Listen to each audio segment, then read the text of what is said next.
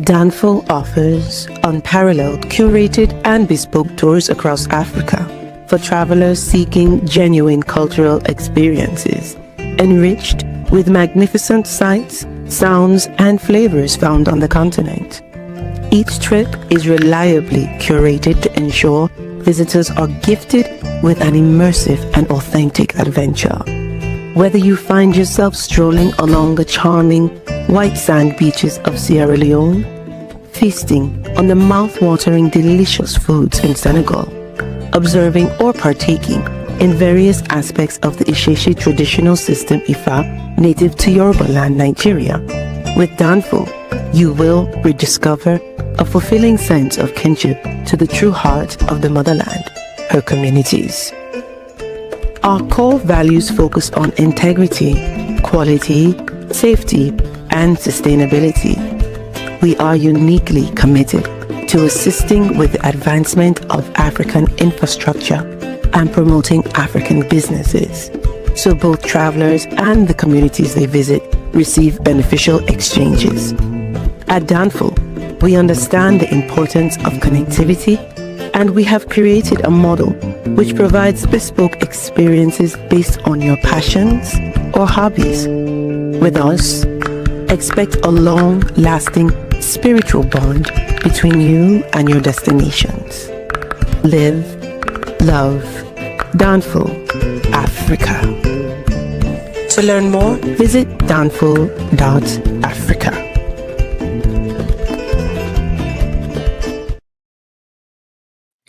Peace, family. We are live again. Dynast Amir, search for Huru. Thank you all. Thanks so much for joining. Make sure you hit that like button. Again, please hit that like button. Also, make sure you share and make sure you subscribe. I will greatly appreciate it. Got a couple of announcements before we bring on our special guest. You know, we got to have our once or twice a year Hebrew Israelite debate. You know, so I don't think we had one this year so far, but you know, we're gonna, you know, have our debate here shortly. Again, hit the like button. Make sure you share. Make sure you subscribe. We are going to Nigeria. We are rolling to Nigeria next month. Man, we are. What's today? The 13th. Wow. So we're about a little over 2 weeks away for the Oshun Festival. Oshun Festival, that is August 2nd through the. Let's get your dates together. August 2nd to the 11th. I'm sorry. August 2nd to the 11th. We are going to Nigeria for the Oshun Festival. We are also rolling to Zanzibar in September for Safari Blue, Kenya end of September. Then we're doing Ghana and Ivory Coast in November and Sierra Leone in November as well, and Benin in January. So if you're interested in joining us, please visit Danfo.Africa. If you're interested in joining us, please visit Danfo.Africa to learn more. Again, I appreciate everyone. Let's get some folks in the chat room. Get some more people in the chat room. I know more people are going to be joining us here shortly. But without further ado, bring on our special guest. Yo, Ryan, it's been a minute. Dynast, my brother, it's always a pleasure. What's going on with you? Everything's good. Prince Joseph, how you doing? It's an honor and a pleasure, brother. Thank you for having us. Hey, guys, and I missed out on it. My first vegan/vegetarian experience at a restaurant was back in 2007 at Soul Vegetarian here in the West End, down the street from my house. And I remember I got the Garvey burger and that carrot cake. I don't know if you guys know, but Soul Vegetarian here in the West End, I think they still have the location off of Highland. So I got to go over there and get me some carrot cake. But the Soul Vegetarian location here in the West End off of Ralph David Abernathy closed down. And it was what, 47 years? That's correct. 47 years. Man, that's a long run for a restaurant. For sure. That's a long run. So shout out to Soul Vegetarian. The best carrot cake, y'all, I've ever had. And I'm not just saying that. I love that damn carrot cake when it's made right. Love that carrot cake. So I gotta go to the Highland location and get me a slice of carrot cake. But yeah, so today's topic, with everything going on in the Middle East between the U.S., Iran, uh, Israel, where do the Black Hebrew Israelites stand? That's for the most part is today's topic. So Prince Joseph, go ahead and introduce yourself. Then Uriah can introduce yourself, and we'll jump right into it. Absolutely. First, again, brother, it's an honor and it's a privilege to be platform. Thank you for affording us the opportunity. Yes, Oh, I'm no your problem. brother, Prince Yosef. Yes, sir. Thank you. I'm your brother, Prince Yosef ICL. I'm a member, spokesman in the Chicagoland area for the African Hebrew Israelites of Jerusalem. And, one of the things that I pride more than anything is being the son of my father. My father was one of the founding members of our organization, of our nation, Prince ICL Ben Israel. He also served as the international ambassador and second in command to His Excellency Ben Ami, who's our spiritual leader. And so we're talking about a man who served not just Hebrews, but Black people in the diaspora and the continent of Africa for 50 years. And so I've been privileged to sit at his feet, to study his work for a number of years and to study the work of so many great men and women who have contributed to the advancement of Black people globally. And so that's what, we're here to represent, the global advancement of Black people. We call ourselves Hebrew. You might call yourself something different. That's not the point of our conversation today.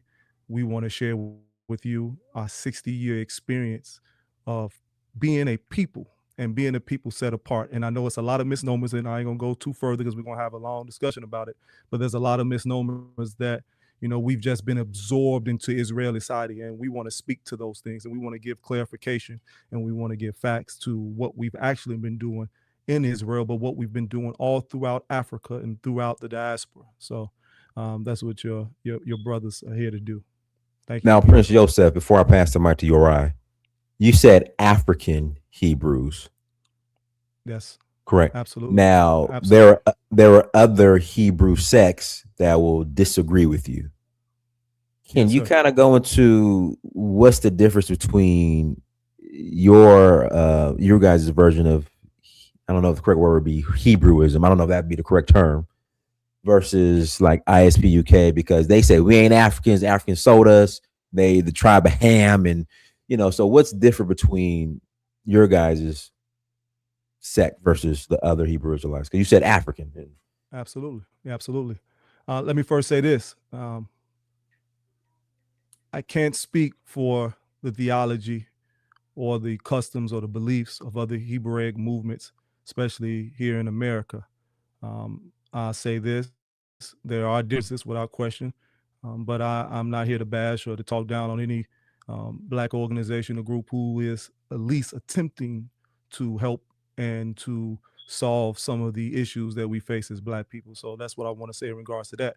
But as it relates to us, we were taught from the very beginning by our leader and teacher, His Excellency Ben Ami, that Israel is Northeast Africa, and we are part of Africa, not just continentally, but as far as ancestry. And so we don't separate ourselves from our African brothers and sisters, wherever they may be found on the planet, but we definitely don't separate Black African brothers from the actual continent of Africa. And so everything that we do is infused with that understanding.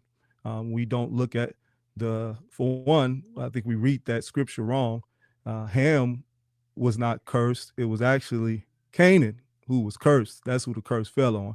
But that's I don't want to get into biblical. The reason why I'm bringing that up is because it's easy to associate our belief and to find a scripture to justify it.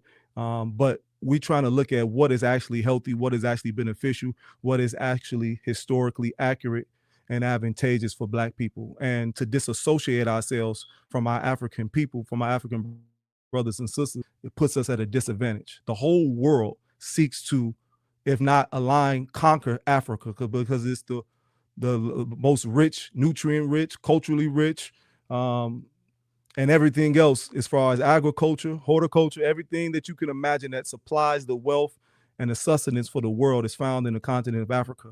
So as Black people, birth from it, from wherever we may find ourselves at whatever period do our history, it'll be very unintelligent to disassociate ourselves from the richness of the land, from the culture, and from the people. So as a nation, we don't see ourselves as dissimilar from Africans. We see ourselves as similar. Okay. All right, go ahead, Uriah. Yes, for sure. Dynast, my brother, first of all, I always love the work that you do. You are very consistent. Some of the topics that you hit upon is so needed for us to be able to discuss as a people. And the difference between you and a lot of other individuals who may seem to have a platform for consciousness in some way, shape, or form for those of us of African descent is that you have put your feet on the ground for most of the things and most of the places that you speak about. And it was so beautiful seeing your post the other day where you talked about your father. So that right there, it hit a whole new level for me as it relates to who you are, because this is something that was this is embedded in your DNA from that post. This is something that's embedded in your DNA. But the fact that you never even was able to even have a conversation with your father about his experience on the African continent lets me know how important genetics actually are, because it's something he passed down to you spiritually that you never even had a personal conversation with him about. So that changed the game for me as it relates to why Dynast is going so hard with this as being quote unquote a regular Black American. And so I wanted to just, to give you that. And man, you've had some topics even here recently that, man, I got to take the time and really just sit down and listen to some of the experts that you have in certain fields. But love the work that you're doing, and this is very important, and we must support you and all of your endeavors as it relates to that, so that we can keep this channel going. So my name is Uriah. I am a statesman for our nation of the African Hebrew Israelites of Jerusalem, myself and my brother Yosef, and we are servant leaders. To sum it all up, our purpose is to solve the needs of our people with the solutions that we found in the areas in which we found them in. And my particular specialty for the last 13 years, I'm a holistic health expert. So I deal with holistic health and healing from a preventative health perspective, veganism, mindfulness, meditation, exercise, and things like this. And then on the more national level as well, I like to kind of consolidate and say that I'm more like what you would call like a strategic architect in indigenous African science worldview, and that's vast. But using indigenous knowledge in a modern time, basically to create solutions, especially in the areas of health, wealth, and relationships.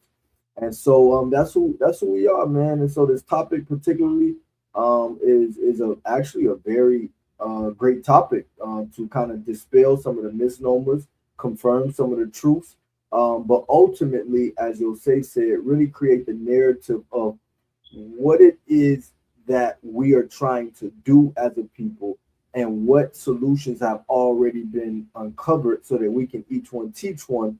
And as what in South Africa you would say Ubuntu, right? I am because we are. So that's what we always about is how can we unite, not necessarily engage in any type of conflict in that way. But we understand questions that may come up and things like that. But our total disposition is peace. So that's who I am. All right. So the current conflict, and for people who don't know, because when they think Black Hebrews, they think Revelations chapter 5 verse 20 read. Yeah. So give us a little background on the history of the African Hebrew Israelites. Like, can we get just some background information? So for people who know the difference, yeah.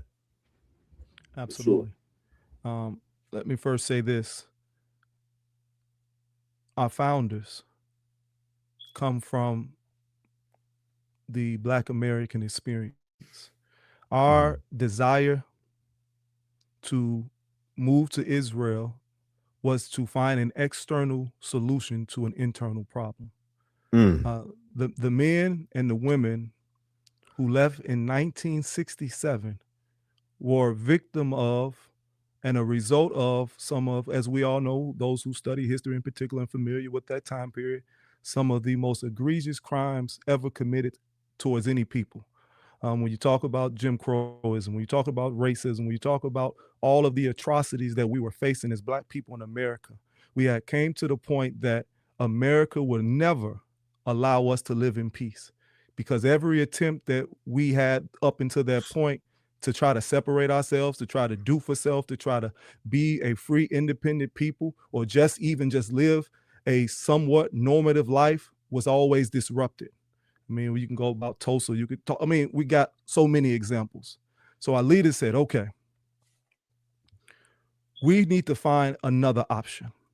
And so since we were already in the book, and we were already in the Bible, and we started to see the parallels of the children of Israel, and we started to see how that no matter how dark a situation is, there's always a greater light on the other side. And we were compelled by our affinity to live our spirituality to the fullest extent, came to the conclusion that if we believe that this book is real, and again, you can say, well, that's part of the issue right there. It's a fallacy, or those are made up stories.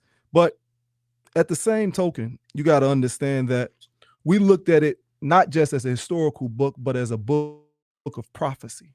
And what we seen that was prophetic is that whatever you want to do in this world, you have to take into your hands, into your possession, your choices, and you have to produce your own outcome. And we said, well, we're going to make this thing real. We're going to make this book come to life, and we're going to fulfill what we believe that this book is telling us to do. And that's to search for freedom and to produce the freedom that we so desperately need.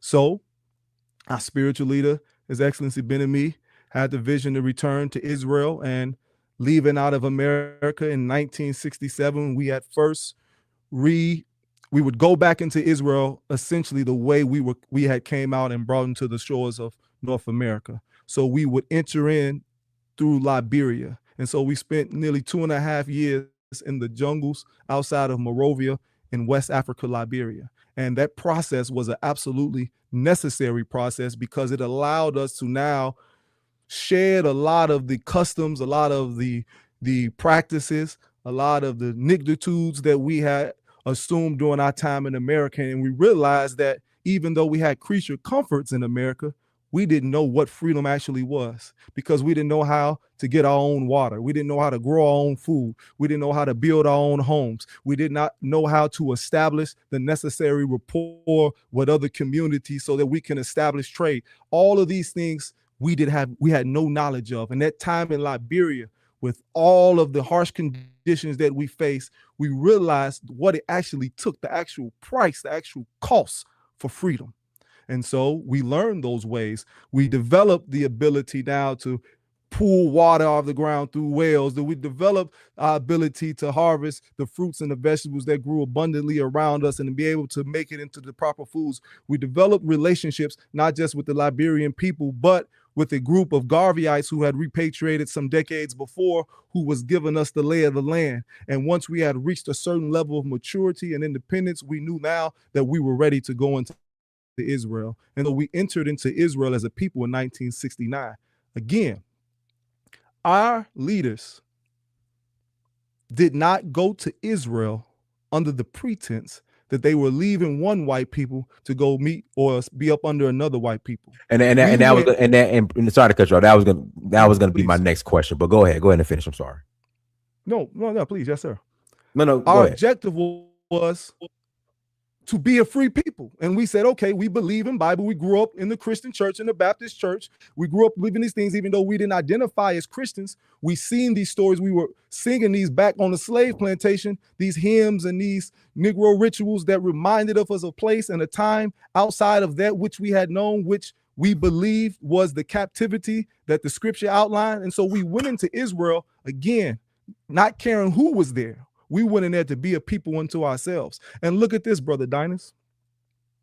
When we first got there, we found the part that was absolutely desolate and barren. Matter of fact, once we came there in mass numbers, the first 2 members, which was our spiritual leader, His Excellency Ben-Ami, and one of his right-hand men, his name was Prince Keskiahu, went into 1968, the year before we came in as a people. Prince Keskiahu was able to come under the law of return. The initial law in Israel up until that point was that if you had any desire to return to the land of Israel and you believed yourself to be a descendant of the children of Abraham, you had the ability to come and live under it in the Israel law and have all the protections and all the creature comforts of that society.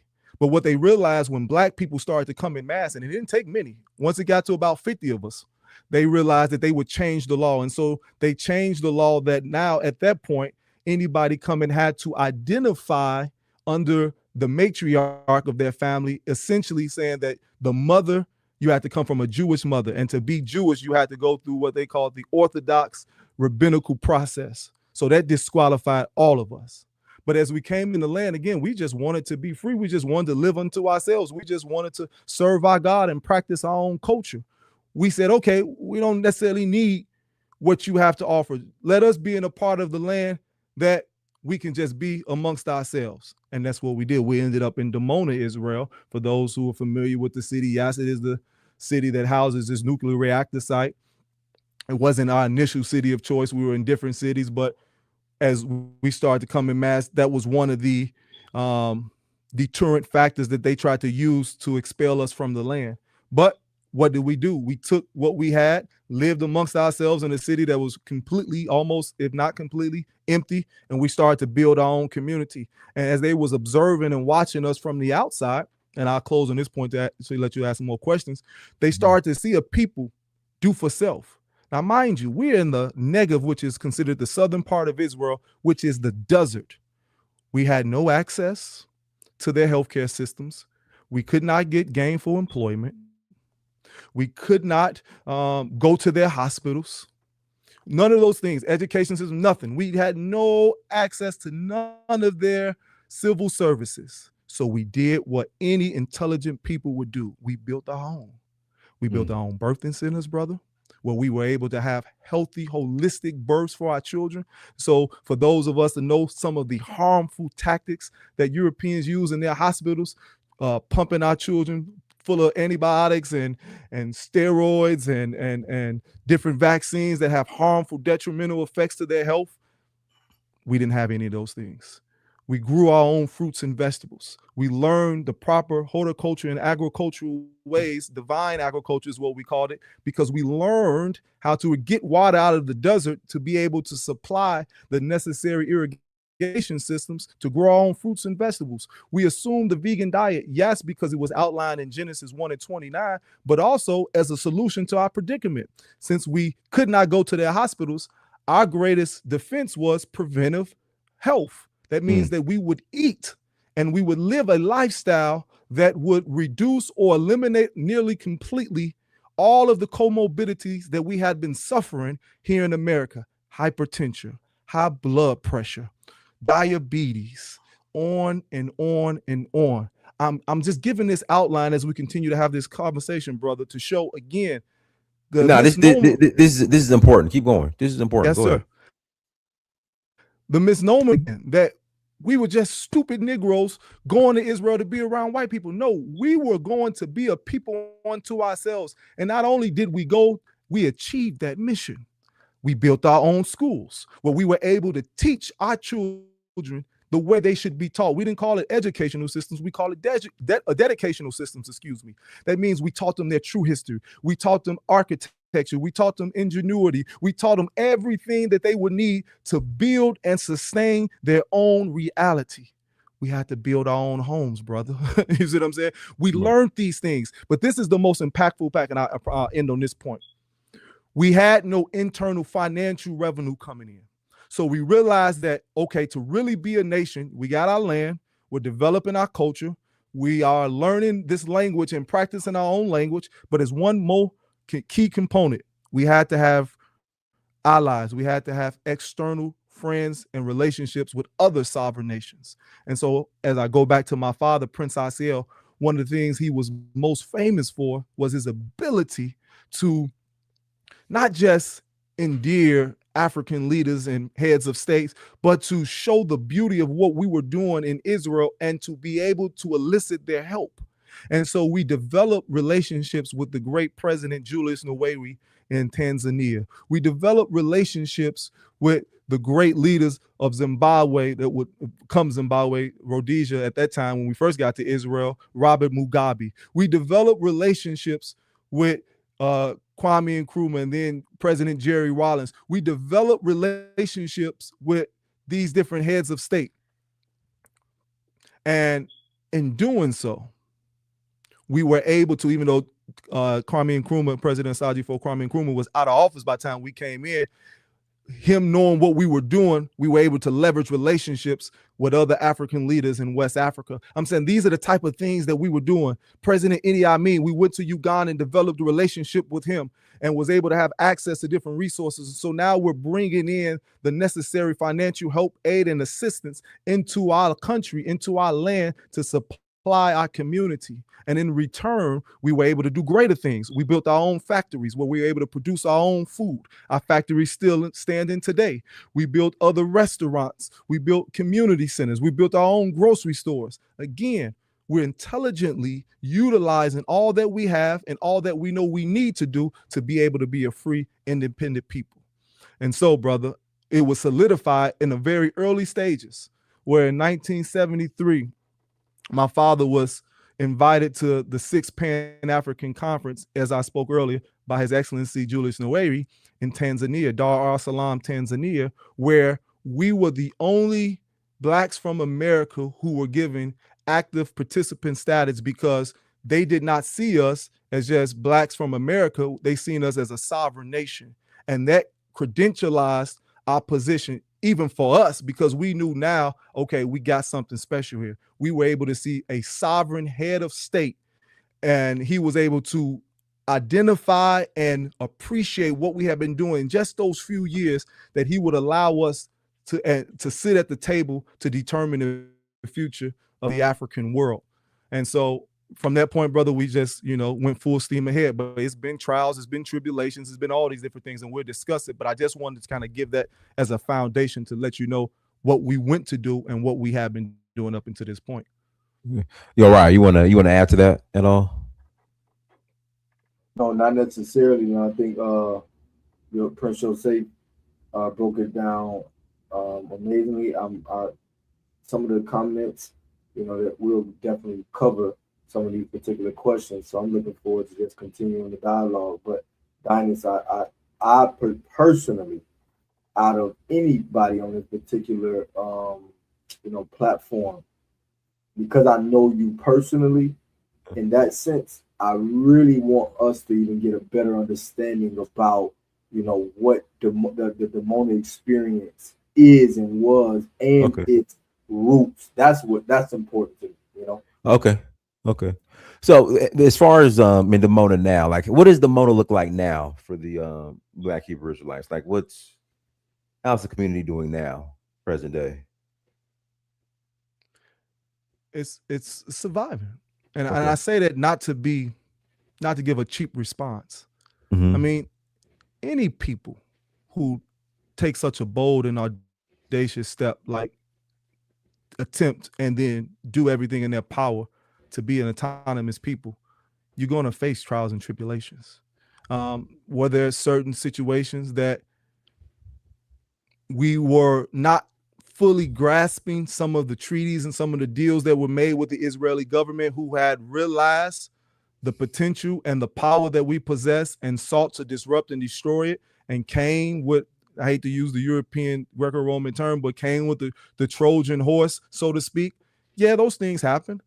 But I'm saying that if we look at it in such a small window of time, 10 years, 12 years, if you take it back as far as that point, and miss the whole 60 years up until this point that we've been there, and what we had to do for the first 20 years, where we were intentionally being cut off from all access, as I stated, not just from the Israeli government, but to the best of their ability, they wanted to cut off all access, even from what they perceived to be help and aid from the American government. And that's why it was so vitally important that we built relationships with the African world and also Black independent movements in America, such as the Nation of Islam, such as different Garveyites and other organizations that contributed to our success.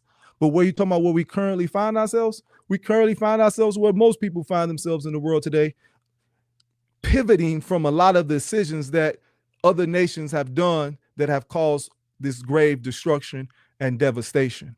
But the bright side is this, brother, is that you have two young men as myself and Brother Prince Uriah who understand what we originally came there to do, who was taught by those original teachers and leaders, who still have the same mind, the same aim, the same desire, and also have the courage to go out and make sure that that vision of autonomy, which is hopefully the goal of all Black people who find themselves under the oppressive yoke of European rule, seek to achieve. And that's what this essentially this conversation is. Yeah, it has religious overtones because we're Hebrews and we live in the land of Israel and all of these things have religious notations, but we're talking about sovereignty. We're talking about liberation. So even when my brother spoke about some people making certain comments, that doesn't bother us or faze us at one bit, because before we even get to unity, we got to have alignment.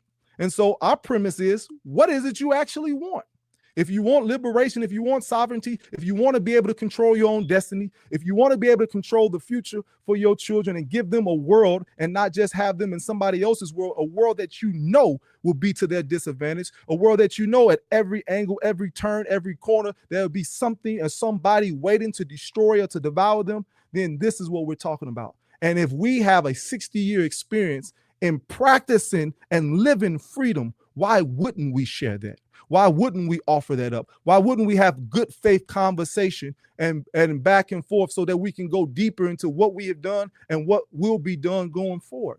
But if you just want to throw mud, then go ahead. I mean, that's what you want to do, but you're going to stay in that position that you're in unless you feel that you're fine with your predicament. Then this conversation ain't for you. But what we're doing is saying that we all hear this. There's no serious Black men. There's nobody really talking about freedom. There's nobody really talking about liberation. Where's the Marcus Garvey? Where's the Malcolm X? Where are those people that stood on something? And we're saying, no, those people still exist. But every time they come with a legitimate aim and try to add and contribute to the advancement of Black people, hell, we have these type of, low-level conversations. And I'm not saying that that's what's happening right now, but that's been too persistent, Brother Dynast, and we want to reverse that and say, hey, no, let's take a step back. We're not here to proselytize. You won't hear us say one thing about come join us. You won't hear us say one thing about how you should be a Hebrew. You won't hear us say one thing, if you're not a Hebrew, you wicked and you're going to be damned to hell. We're not going to say any of that. We're saying, look what we've done as Hebrews to add to the mosaic of liberation for Black people. And what do you have to offer? And you bring it and we come, and then we can have alignment going from there. But that's the conversation. All right, let me read this super chat. FBA Young Lion, thank you for 499 holla. Whether you agree or disagree with their ideology, in my opinion, they have a better, more fulfilling and healthier culture than Black people in America. FBA Young Lion, thank you for 499 holla. These brothers consume everything that they produce. They don't rely on the Israeli government for anything unlike us here in the U.S. Is that true, or? That is true. Okay, we're gonna have a 100% real conversation. We're not gonna lie or fabricate anything. We have expanded to the point that a lot of, especially our youth, don't live within our confines. You see what I'm saying? Mm-hmm. So our primary residence, our capital for our nation is in Dimona, Israel. But we've had young people who live in Tel Aviv, who may live in other parts of Israel. That is not the case for them. But for those who live in our community, on our confines, on our compound, yes, that is absolutely true. We grow our own fruits and vegetables. We feed ourselves. We have our own factories where we produce our own product. We have our own restaurant. We have our own grocery store. I heard somebody say we don't have our own Absolutely, we have our own grocery store. Absolutely, we have our own grocery store. We're all vegan community. We can't afford not to. We believe in organic products. We can't afford not to. We believe in longevity and obtaining or seeking everlasting life, we can't afford not to have our own grocery store. Having a grocery store we ain't got to have a Dominick's or what you consider the Whole Foods. You have to have a building that houses your fruits and vegetables and the products that you produce and products that are advantageous to what you want to achieve health-wise. We have that. And it feeds our community and it sustains our community. Again, do we have challenges? Of course we do. Of course we do. Do we have situations where some of the people don't see the value in doing for self and the struggles that go with having to feed and clothe and shelter yourself? Of course we do. The white man has made this world so easy because he gives us conveniences, but those conveniences are a death trap. He's saying, yeah, you can eat whenever you want to, but it's McDonald's and Wendy's. You see what I'm saying? You can watch whatever you want to, but it's usually some of the worst material. And we can go on and on and on and on. Even the clothes we wear, a lot of these synthetic fabrics have carcinogenic material in it. I'm saying we can live a convenient life or we can live free. But when you choose to live free, there's certain sacrifices, there's certain concessions that you have to make. And in making that, everybody don't have the stomach for it, brother, especially in the generation that we live now. Our forefathers, our mothers, our fathers, they didn't have social media. They didn't have a lot of the conveniences, nor did they have a government that was willing to entice them, with some of these allurements. And on top of that, they came directly as a result of some of the most horrific acts. So their condition, their frame of mind was absolutely different. They didn't capitulate or compromise at all. Our children, it's not the case so much. So yes, we do have people that are not in alignment with what the original vision is, but they still have enough in them. And we're still continuing. When they come back to themselves, they have a home that they'll be able to come and be a part of and have a nation to participate on that will protect and house them. All right, let me read some more of these super chats. Let's see here.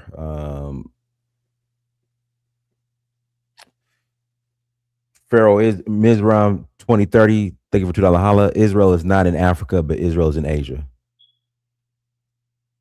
Now that argument, like that's where like the kind of, I would say, disagreement, or I don't see eye to eye. I think, well, Israel is, if you ask me, Israel's in Asia, because I even looked up. So somebody said in the chat room that Israel sits on the African tectonic plate. Then I read somewhere where it says it sits on the Asian plate. Go ahead and what's your thoughts on that? Well, I'm gonna let Brother Yorai answer this question and give the more technical answer. But I want to say this, and I'm not being cute in this, but when we say Asia, are we saying Asia looks like what we believe Asia to look like now, and that's why we saying that that's a negative thing? Even if we're saying Asia, are we saying Asia is not a Black African land? And I mean African colloquially, not in the sense that like original melanated people. Are we saying Asia is not originally melanated, don't have originally melanated inhabitants? And the reason why I say that is, even though we got the tectonic plate, even though we understand the flora and the fauna that match that which of the continent of Africa, even though it was physically connected to Egypt until they built the Suez Canal, I'm saying? We have all of that, but I'm saying that just the way we perceive things, I want us to readdress it, because again, I wish we would have sent you the clips. We're traveling all through the Levant, brother Dynast. Mm-hmm. And we went during the heat of the war. That was one of the things we wanted to come earlier. We traveled to Israel to go check on our brothers and sisters in the heat of when the bombs were dropping, because a missile had struck Dimona.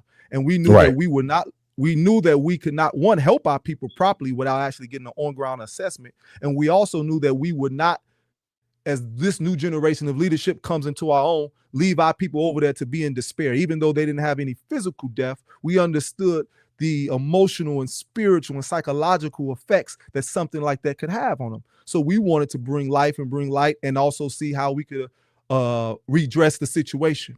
But we could not fly into Israel because Israel airport was essentially closed down. We could fly in, but we couldn't get out. So we made the tactical decision to fly through Jordan. And when you fly into Jordan, you fly in primarily to Amman, which is their major capital city. And yes, you see Arabs that have a more European phenotype. But like most places on the planet where whether Arab or European have colonized or conquered, when you get into the heart of the interior of the land, you see the real people that reside there. And in us traveling inside of Jordan, inside the valley, we seen brothers and sisters that look like they from the west side of Atlanta, the south side of Chicago, look like they from Harlem, New York. We got the pictures and we got the videos to show you.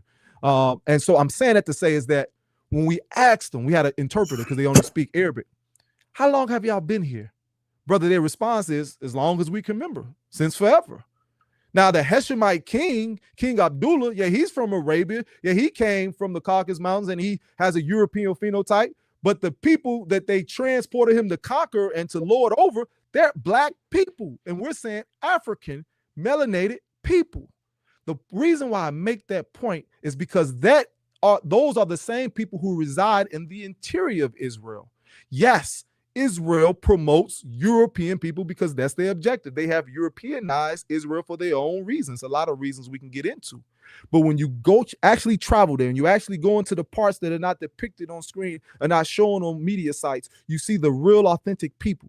And they're not transplant like we think they are. They're people that have been there since before the Ottoman Empire. And so when we have that type of understanding, it's like, okay, we do belong to this land. Black people are found almost everywhere in places where they have been now whitewashed. And not only, and this is the most important part, and I give way to my brother, not only when we asked them how long they've been here, they were so respectful to us, brother, because they understood our plight here in America. And they said, hey, we your brother. Whatever you need, we're here to help. This is what the people in Arabic are saying to us. You need this, you need that. They wasn't trying to take advantage of us. They wasn't trying to scam us. I'm not saying you don't find those things when you travel. Of course, people that are in destitute position, they might try anything. But I'm saying the genuine disposition of the people was warming and inviting. They seen us as they seen themselves. And I'm saying it's that type of alignment that has inspired us to think outside of the box of just being relegated to the confines of North America. Go ahead, Uriah. Yes, sir. So Dynast, I heard what you said. You said that you heard about what we talked about before, which is it sits on the African tectonic plate. You said that you read something that kind of combated it. And that's the information war that we're in. This is all strategic and a programming. And so we have to understand that. But what I challenge next, because Dynast, you travel, what I would like to do is off, this particular platform, when we get a chance, let's set up a time in a day and that we can actually travel and we can take you on what we call the sacred visitation and take you around and show you all of the African presence in the land of Israel. Okay. And with the premise that you're going over there to prove us wrong. So we cool with that. Right. Okay. So I want to challenge you on that. And I promise you, you're going to have a whole nother experience. I'm going to take you to the pillar in Israel, which is dominated and governed by people of European descent, who in Israel, in Hebrew, right there, is going to say, I can send you the video where one of our leaders and teachers take you there, where it says, Haluach ha-Afrikani. In Israel, the Israeli government put, hey, Israel sits on the African tectonic plate. Let's actually just use geography for a second. Israel is right next to Egypt. We know without a shadow of a doubt that Egypt is in Africa. So then we have to understand how they section off continents. It is done by two major identifiers: the flora, the plant life, and the fauna, the wildlife, and then any kind of geographical, like mountains, anything that kind of creates a barrier in that way. And so in our understanding, number one, there's none of those things between Egypt. There's no change in the type of animals that are in Egypt that there are in Israel. There's no change. There's no natural separation like mountains or anything like that separates Israel from Egypt. There's no plant life change from Israel and Egypt. So if we if we are 100% sure that we know that Egypt is in Africa, and we do, then Israel is right there. So as Prince Yosef was saying is that the Suez Canal finished in 1869. You could walk from Israel to Egypt. Okay, I've crossed the border from Israel to Egypt. Me personally, it's right there. So are we saying that, okay, Asia just automatically out of nowhere starts right when it hits Israel for some reason, but right beside it we have Egypt is Africa? That makes no sense. But let's even talk about from a theological standpoint and from a biblical standpoint. In the Bible, countries that represent Asia, roughly, from my research, and please correct me if I'm wrong when you actually do the research, anybody out there, is any country relating to an Asian country have only been mentioned less than 100 times. Any country that we know today that identifies as being in Africa has been mentioned over 1,000 times. The majority, the full 95% of the places taking place in the Bible is in Africa. Okay, we know Moses had an Ethiopian wife. We know that King Solomon got his jewelry from the southern portions of Africa. We know that when King David had the fleet, like this is on and on and on and on and on, where the Israel, biblically speaking, has always been very connected with the political realm that was happening inside of what we know as now as the African continent. It's an African book. The language itself, Hebrew, is an African Semitic language. You can find other languages in Africa, even like Amharic, that is very similar words in Hebrew as you will find. So everything about ancient Israel and everything about its culture is very much African. It's very much African. From the marital system, everything that you can see that in the Hebraic culture, you will find on the African continent. It's Africa.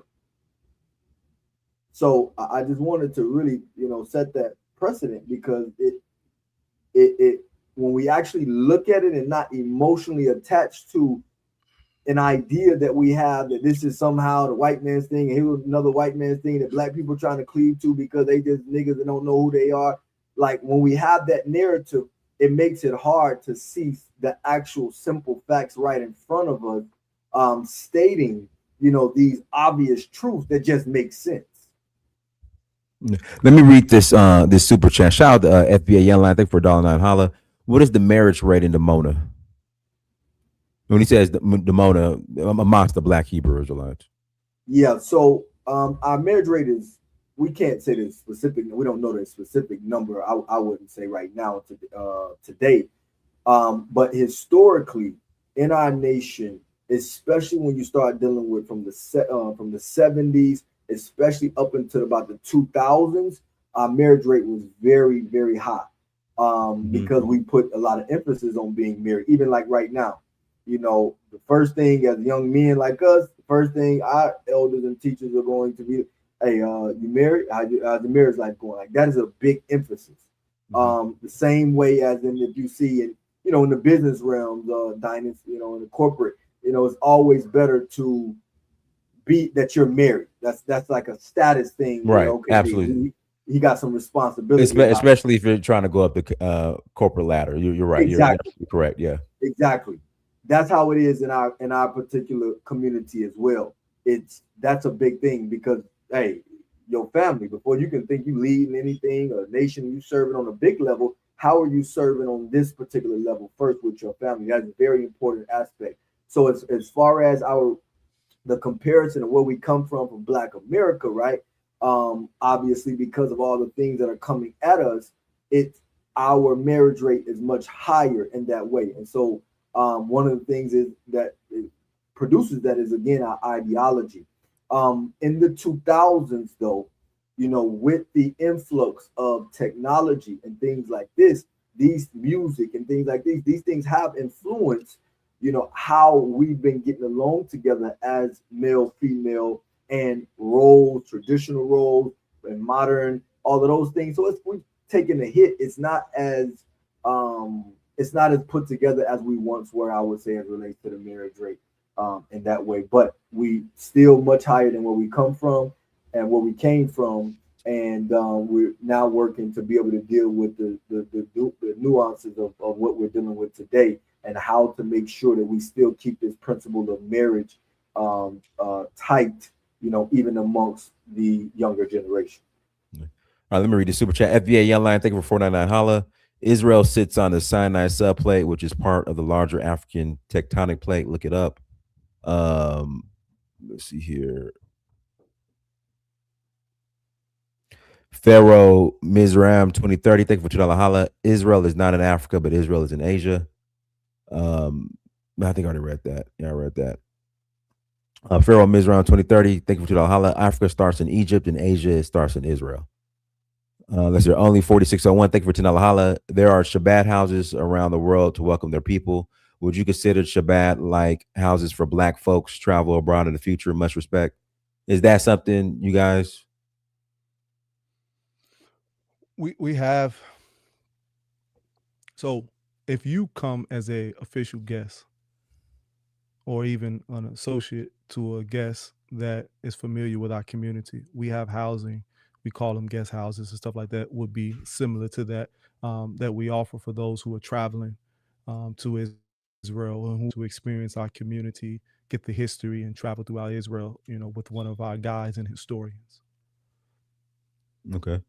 Babaliko 9354, thank you for $10 holla. The white man is not a Jew, but Black Israelites lost me when they say Africans are not our people, but Hispanics are that nonsense. Right. So so that's the other Hebrew Israelites, not these Hebrew Israelites who say that. That's the Revelation chapter 5 verse. Those are those Hebrew Israelites that say that. All right. So guys, shortly I'll put the link in the chat room, probably about 10, 15 more minutes.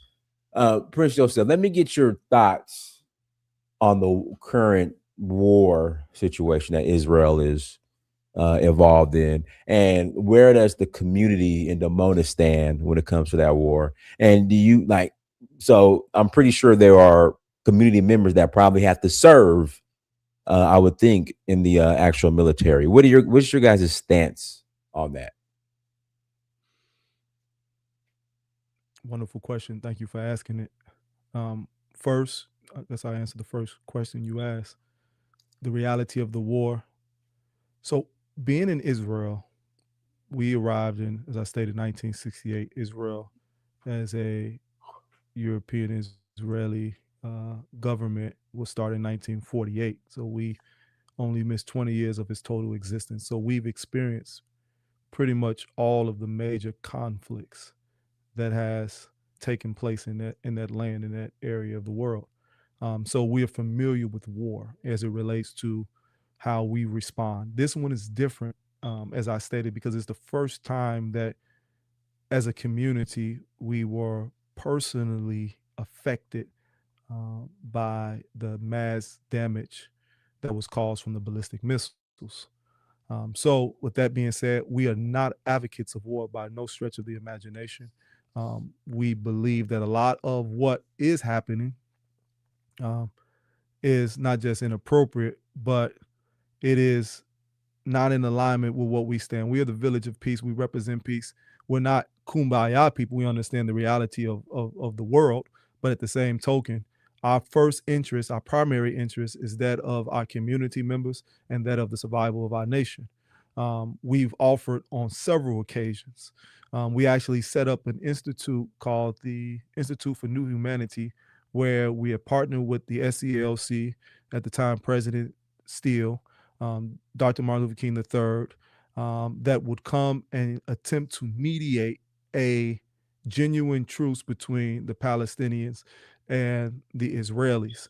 Being from Black America, we had a unique experience on how to deal with overt and covert racism and the different ways to advocate for one's humanity. And we sought to use our expertise both coming from America, but also what we've experienced as our time as an independent people. Obviously, it didn't pan out the way we want because there's other objectives and agendas at play, and we're vehemently against those. But I bring that up to say that our focus is, since we've attempted to make peace and we've attempted to create overtures to establish a line of communication where all parties involved can have a reality or a shared existence without continuous murder, death, and destruction to those who are primarily have nothing to do with the conflict. Those are usually those who are made victims of these type of wars and these atrocities, you know, the regular civilians. And so that's what we advocate for. But the primary focus is the protection of our people. So when people, where do we stand? We're in Israel. We have our children that are in the armed forces, and we can have that discussion as well. And so there is a level of, from that standpoint, desire to see our children safe. So that's that. And I'm saying that as clearly as I possibly can. But when you say as a nation, our position is anti-war and our position is anti what is currently going on between the Iranian and the Palestinians and what's going on in there as well. And so we walk a thin line, but it is clear as an official national position that we are advocates of peace, undoubtedly and unquestionably. But as it relates to the children, I'll close on this part, that advocating the war, that are in the war, things have shifted. The initial agreement that was made when our young people were to enter the Army was not the agreement that is currently in place. And then again, this is why you have to stay on top of these things.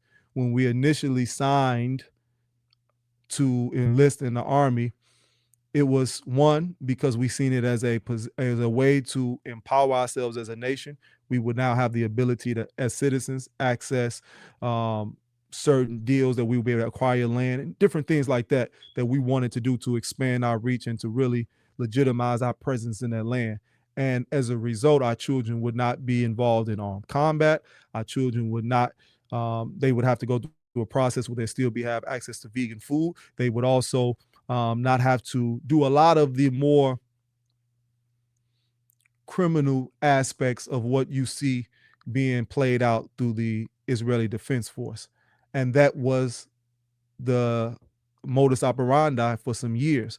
But over time, our leadership, our original leadership made transitions. Certain things have been done, certain oversights were done. And now young people, again, talking about social media, inspired to do different things, find that as a way to find their own manhood, masculinity, would now enter into more of the combative departments of the IDF. And so we do have children that are in the fighting sector, but they're very, very, very few.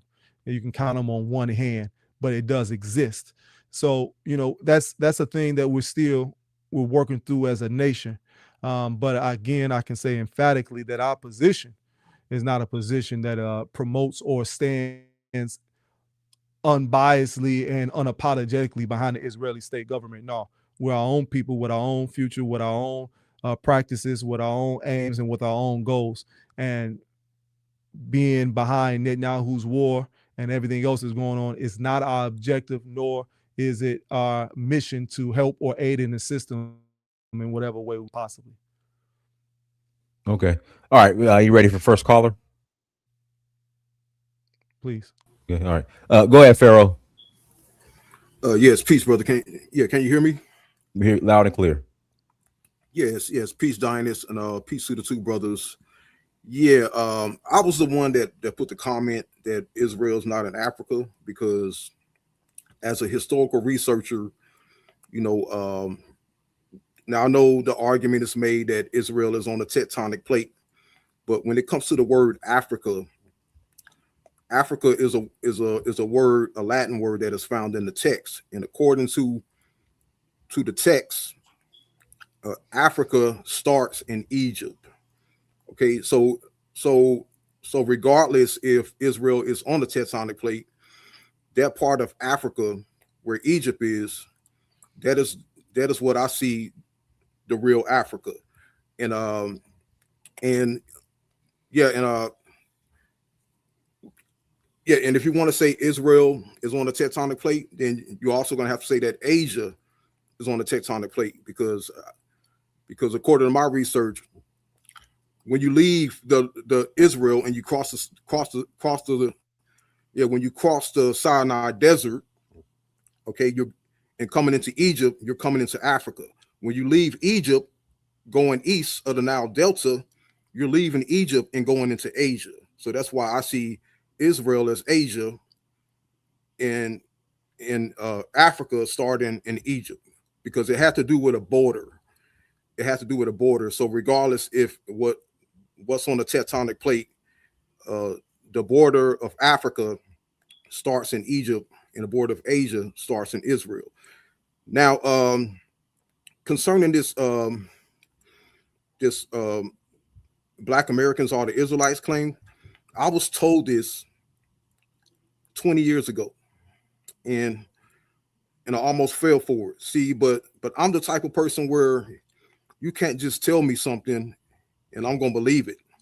I'm gonna go and do my research. So when I was told this, I did my research because I really wanted to know. Because saying that Black Americans are Israelites, to me, it is an extraordinary claim that requires extraordinary evidence.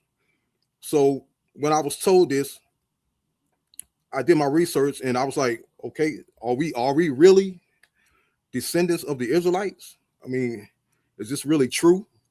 So when I did my research, I researched and I did honest research, and I stuck to the ancient records that's contemporary with the time, that's close to the Bible. And when I did my research, I found no connection between Black Americans, West Africa, and the biblical Israelites, and that's why I don't believe that we are the Israelites. You have people saying, quoting from Arabic, 10th century medieval Arabic texts, mentioning Jews in Sudan, and Jews in West Africa from the modern day English text, and that right there is not good enough for me. Yeah, and that right there is I see that as fraudulent, and it really doesn't prove anything. But yeah, when I researched the ancient texts, I found no connection between West Africa and Israelites. No mention of a migration, no mention of Jews or Israelites in West Africa.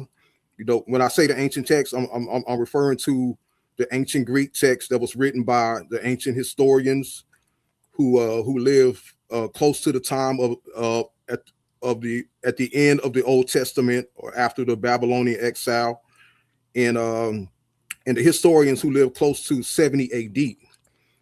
And I found no connection, no inhabitation, no migration of Israelites in West Africa.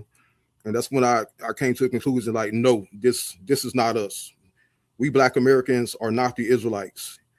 And that's why, when I did my research, yeah, and I came to that conclusion. And but I did find out that the people who were there, they were the people northwest Africa, North Africa, were the Carthaginians, the Numidians, the Phoenicians, the Moors, and all of those people were the people to the west in North Africa. But I still found no Israelites, no Jews mentioned in the ancient texts. And the people to the south, which were our ancestors, okay, the ancient writers called them Ethiopians. And I found no mention of Jews or Israelites settling amongst these Ethiopians.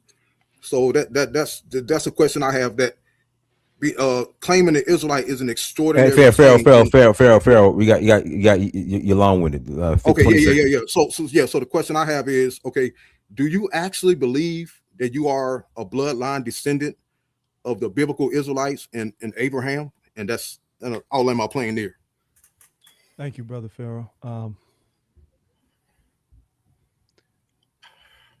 If we have a genealogical conversation, I believe that it gets to the point where it muddies what we came to do. Remember, I said earlier that we're not here to proselytize. So your historical evidence, that's for you, brother. That's absolutely for you. We're saying that we believe we're the original Hebrew Israelites because not of what we read or not what we were able to try to unearth historically speaking, but because of what we did. We left America. We left out of captivity. We went to a land, whether you believe it's in Asia, Africa, that's not the point. We went to a land and said that we would set ourselves up as a people who would establish their own nation under the precepts of what we believe to be the moral law of God. We did that. So whether we believe if we can trace our bloodline back to Abraham physically or not is immaterial to us, because we got 60 years of proving that the bloodline now does exist, because we're in that land doing what we said that we were going to do. And the point that why I'm bringing that up is not to negate what you're saying, is to give context about, again, why we're here. We are brothers who are totally centered and oriented on how to get Black people in control of their destiny. And in doing so, we use the scripture.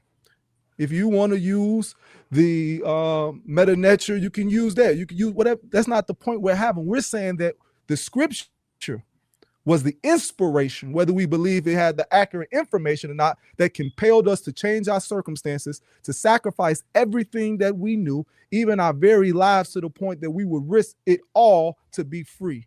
And then guess what? In going through that process, we reached a level of freedom. Again, it's not perfect. No nation is perfect in its first 60 years. Look, you study history, you know what I'm saying?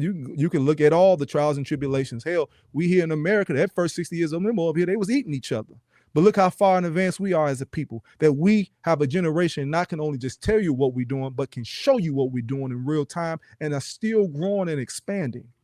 And for the point of us being in Africa, whether you think Israel is Africa or not, again, is immaterial, because we have settlements, we have communities in Kenya, we have communities in South Africa, we have communities in West Africa, in Ghana, and still in Liberia, and we have communities in other parts of the African continent where Black people are living to the best of their ability amongst themselves in freedom, growing their own vegetables, practicing their own laws and their own rituals and their own customs.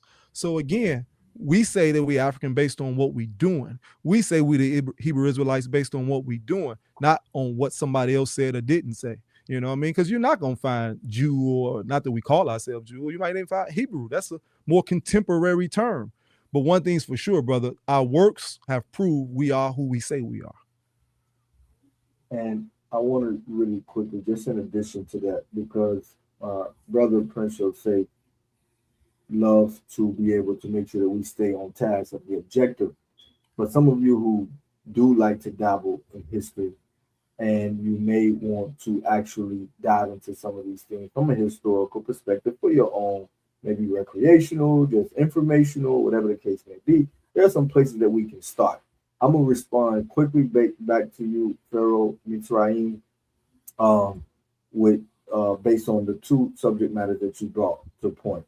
First, you brought up the where geographically where Israel is located, and basically what you said is that from what you have read, that your findings based on what you have read and what you believe to be true is that Israel is in Africa. I mean, is in Asia. That's basically what you just said. So it was really just more of a belief, and you are entitled to that particular belief. But there's a criteria. Like, I can't just say an apple is a vegetable. Like, it has to meet a particular criteria based upon the words and definitions in which we're using it. So a continent has a criteria attached to it. What is normally the criteria, right? And well, you can look it up, just type it in, right? Continents are defined by a mix of geographical and historical conventions rather than a rigid scientific rule, primarily separated by bodies of water, and they are normally physically connected. Boundaries are drawn along the narrow land bridges of specific natural features. There is none of those geographical changes when you go from Egypt to Israel. So from a criteria standpoint, what would make Israel, Asia, and Egypt, Africa, with no geographical differences whatsoever? with no animal differences whatsoever, with no even major cultural differences, which is why biblically that was always hard to recognize and spot out when the Israelites would have to flee into Egypt. You could not just identify the difference between an Egyptian and an Israelite. Okay, brother, I have a question. Well, hold on. Let brother Uriah finish, and then Yeah, go ahead. then you can respond, and I got past the Africa. Yeah, there were no biological differences, which is why we could easily go into Egypt and hide. Okay, which is why Moses could be right up with the Pharaoh in his own house, and nobody knew he was an Israelite because biologically they looked the exact same. So they had to be of the same people. Other than that, they would have stuck out like a sore thumb. Okay, that's the Israel aspect of things. As far as the historic aspect of the Hebrews, again, it's just the belief system in which you're referring to, what it is that you've come across and what it is that you believe. And so, what we have to inculcate in there for those who are actually really searching, though, here's some places to start. It is absolutely documented all throughout, especially dealing with Portugal. Portugal's relationship with a wide body of Israelites who had came to Portugal, right, and fled to Portugal in Portugal and were brought to islands like Sao Tome. You can look right certain maps particularly line up with this historical evidence in all genres that you can find on these particular subject matters. But let's not even go there. We don't even go there. If we just go with the only tribe in modern history, and I want to ask you this too, Dynast. Dynast, if you never had a chance to watch that interview with Tucker Carlson and Mike Huckabee, right? The ambassador to Israel, American ambassador to Israel. And Tucker Carlson, because Tucker Carlson has been exposed to this information that we're talking about, he asked specific questions. He said, hey, why don't we just do a genetic test on the so-called Right. Israelis? I saw that. There was a reason. Watch what if you looked at what Mike Huckabee, he kept running away from it. Yeah, I saw that. Yeah. There's a reason though, Dynast. And so, but when you understand this though as well, the Limba tribe in the southern parts of Africa is the only documented tribe in the world that has been linked to and said that the males in the Limba tribe have a ancient Hebrew Levite gene in their DNA.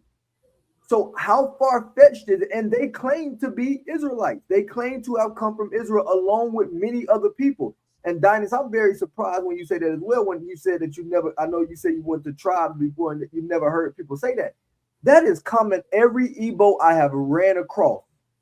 Every single one. Because you're right. Let me interject. The Igbos, those particular Igbos, okay, they're viewed as, I don't want to say crazy, I'm trying to think of another word, by the majority of Igbos. And then those Igbos didn't start claiming to be Jews until the Biafran War.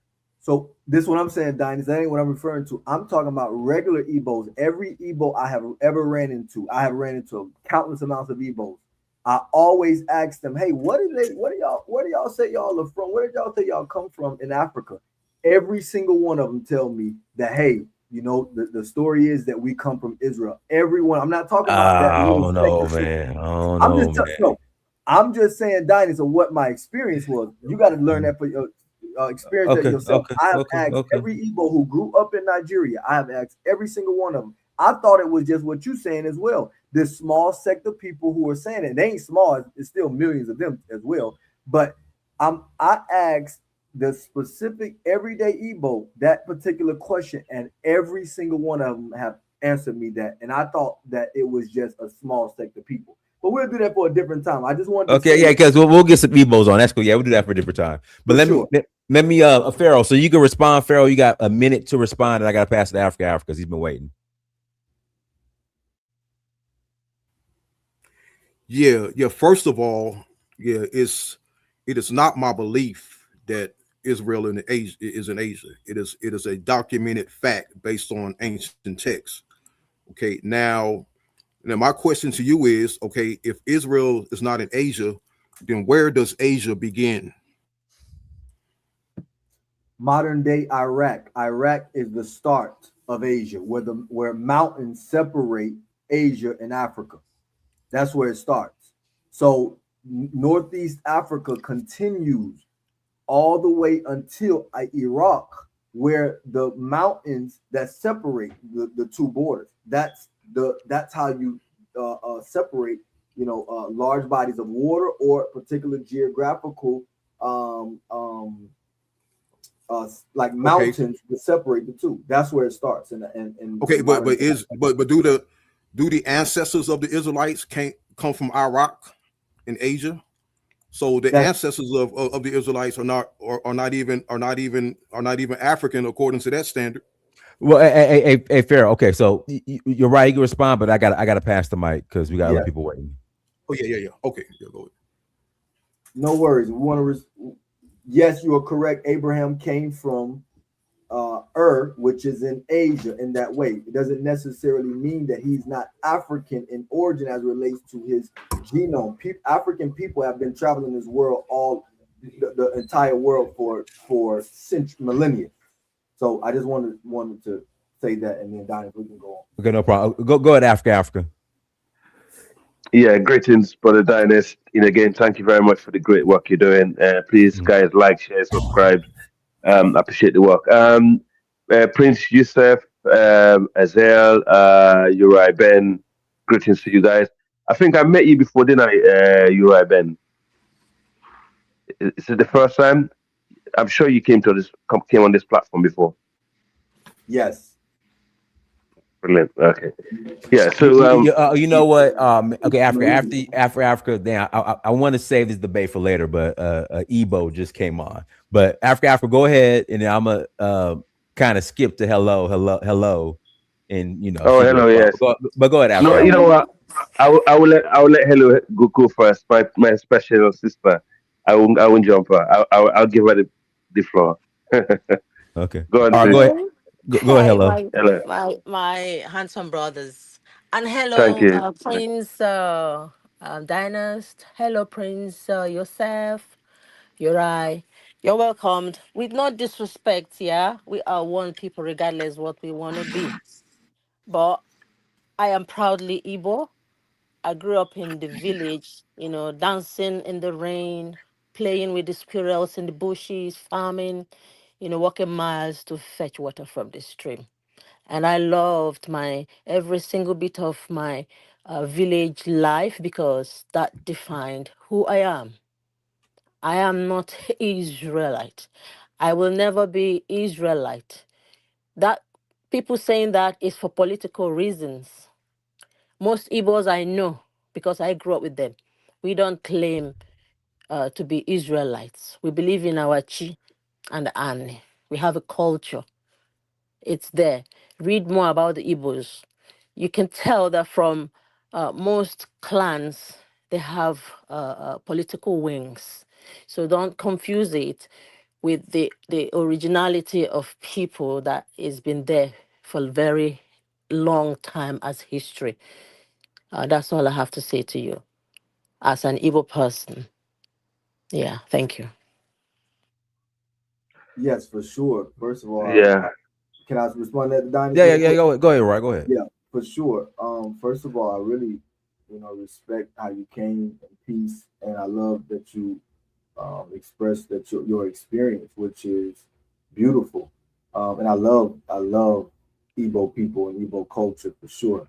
Um, what I was expressing, and I want to reiterate, was not that Igbos claim to be all Igbos claim to be Israelites. That's not what my experience. I've never asked them that. I know many of them practice Christianity and different other, particular spiritual customs. That wasn't my question per se, or my dialogue. What I asked was, hey, where do Igbos originate from? And every single person I've met over 20 people, because obviously growing up into this culture, this has been a fascination of mine. Once I heard about, the sect of Igbos that do still practice Hebrew customs. But when I asked the question of people who grew up in Nigeria who are Igbo, I literally just ran into one maybe 2 months ago at LA Fitness and asked the question. I said, "Hey, where do have you heard that Igbos originate from? Do y'all originate from Nigeria?" And they always answered with the same answer. Well, from what I've heard, is the people say that we originate from Israel. Now, if you're saying that had came from, the Biafra War and that has originated from there, hey, you're teaching me something. I'm just explaining what I have heard. Now, there may be an explanation for that particularly, but I want to say this so that we don't get stuck on this particular conversation, especially with Dynast. Igbos are not the only people who also say that they came from that region of the world. There, I could name another 6, 7 tribes that also claim this. Now, if we want to say that they're in what I've been taught in life, where there's some smoke, there's also some fire, right? And so somebody's not necessarily telling the truth. I mean, I'm not telling a lie within this, because it's not far fetched that we can be in that region, especially when African people have dominated this earth, that we can be in that region and at a particular time, people migrate. History changes in that way. And so, again, we were just in Jordan. We finding people who you can look at that looks like, again, what my brother said, Prince Joseph, in Jordan, that look like they came from the south side of Chicago. We in Israel, we have large communities of hundreds of thousands of people who will tell you that we have a relationship with. They will tell you they've never left that land. They're from that land from generation to generation, and they look just like you and I. That's just fact. So it's not far fetched that we could be right there when, again, Egypt, which is African, that we are saying and agreeing to, there's an African country, is right beside it. So it's not just so far fetched that, I think we let ideology of the cultural differences or religious persuasion and perspectives blind our mind to how just simple things can be as it relates to geography and how humans have migrated and walked this earth from the beginning of time. And that's the difference. All right, Can I, hold on. Louis, hold on, Louis. I'll get to you. can I make a clarity as an Igbo, Yeah, the hello, origin? hello. If I could interject real quick, and Okay, then I'll okay. pass it to you. Then I got to get to Africa. So you're right, but see, the reason why I disagree with that is because I don't want to use the word tribe, ethnic group, including the Igbo, they have their own deities, their own gods, with that also contains their own origin stories. Like Hello was saying when she broke down, her different deities and or whatnot, and just none of them included Israel. But Hello, go ahead, then Africa, and then but we could do a separate show on that. But go ahead, Hello. Yeah, just briefly, like the Igbos are, I would say they are part of the Niger Congo linguistics, and they have been indigenous there for very long time, years and years and years. That's the land of my forefathers, and the people claiming to be Israelites, political wings, their DNA have been done. They're not related in any way to Israel. It's just bullshit. And they're Well, very, very minute. One have you moment, been? please. I am Igbo. Lewis, it's not your turn, Lewis. It's not your turn, I'm Lewis. It's not your Igbo, turn. and I have the right to tell you about my people because I grew up there. I spent most of my life there, and I know how my people think. Not all of them even want to travel. They are still in the village there. Yeah, not everyone wants to be come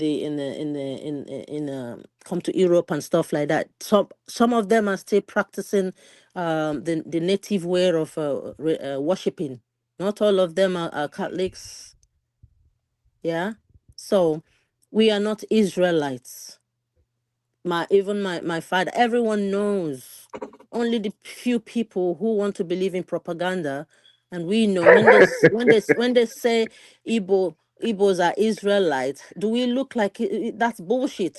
How can you believe that? Hey, I let's am not try. Igbo. Hey, hello, I'm hello. telling you. Let's not try to cuss too much. Let's I'm not. watch Did I cause? I didn't say. I didn't You say any said cause word. BS. You said BS. Let's. But hello. Let me get it back to Africa so we get back Okay, in all order. And right. I'll pass it Sorry to go about to that. Africa. No problem. No problem. Go to I Africa.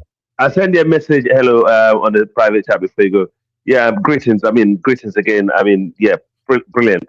Look, the us West African people, I'll start where she finished. Yeah, we're Niger Congo people. Some of us, due to the Moors and the Almoravi dynasty, we have what they call Semitic admixture in us. Okay. Um, so if you do a genetic test and it give you any link to the Middle East, doesn't mean that you belong to that region. We're H1B1M2.